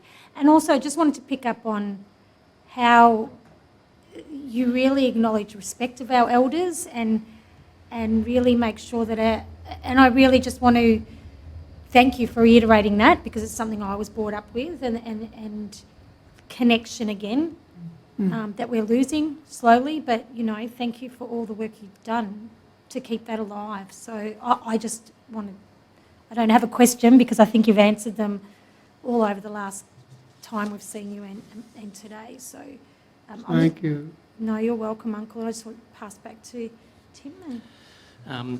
Thank you, Deputy Chair. It only remains for me to tender some documents referable to Uncle Col's evidence today. So I'll tender as Exhibit 10.0 the Balert Kityara of Uncle Colin Walker, dated 26 May 2022, which has been confirmed. It was provided to the Commissioners in draft, but has been confirmed by Uncle Col. And there are 4 additional items to tender: the 2 videos we watched, the bundle of photos that we looked at, and also a report entitled Reminiscences of the Aboriginal Station at Cummeragunja and its Aboriginal People, which has been provided to us by Uncle Col and his family. So I tender those documents. Thank you, Councillor. So those documents will be allocated the next exhibit numbers. So, Thank you. Councillor, I wonder whether we might include as an exhibit to come the mapping Yes. of the food and the natural resources Yes. which Uncle Colin has put together. No, as someone who's seen the map, it's very impressive. Yes. So I think that would be an excellent idea. Uncle Yes. Colin, maybe we can get a copy of that later. Well, I could, like, Thank you. Yeah. Thank you. all right, that'd be all right. But May, you coming down again, ain't you, son? I'll be down on Monday, the 6th of June. But we'll arrange that. Yeah. Thank That's you, good. Uncle Col. Thank you for that generosity. so we want to thank you for coming today, Uncle Col. And on behalf of us here at the Commission and your support people, we want to gift you a cultural gift for what you've said today. So we want to thank you on behalf of the Commission. So thank you. Thank you. And your support staff. You are today. No, that's great. And I just, you know, that's my way of living and my way of talking and my feelings. That's how I always felt. It's so, you know, I'll tell you another little quick story before we go, is that you never take anything that belongs. Years ago, all the old uncles and grandfathers had their old wooden boats on the river for fishing and going up and collecting swannies. One day, I went down with my little mates, got in my grandfather's boat, so we sailing around in it, and when we was buggered, sailed it back into the bank. My little mates got out and run up the bank. I looked and you just see this figure of a old black horse stand. Tie that boat up, Colin. I tied it up. He grabbed me gently by the arm, no hurt. He said, "You won't get that boat anymore." And I said, "Why, Pop?" He said, "You never asked for it." And when I rung up the bank, little mate said, "Oh, will we get Uncle Herbie's boat again?" I said, "No." They said, "Why?" I said, "I never asked for it." But see how that helped me. I could have went and asked, "Pop, could we borrow your boat?" But no, I didn't. I just took that boat. You know, the stories like the elders, how they discipline you. Thank you, thank you. Well, thank you, Uncle Col. This sitting of the Yoorrook Justice Commission is now closed. Thank you.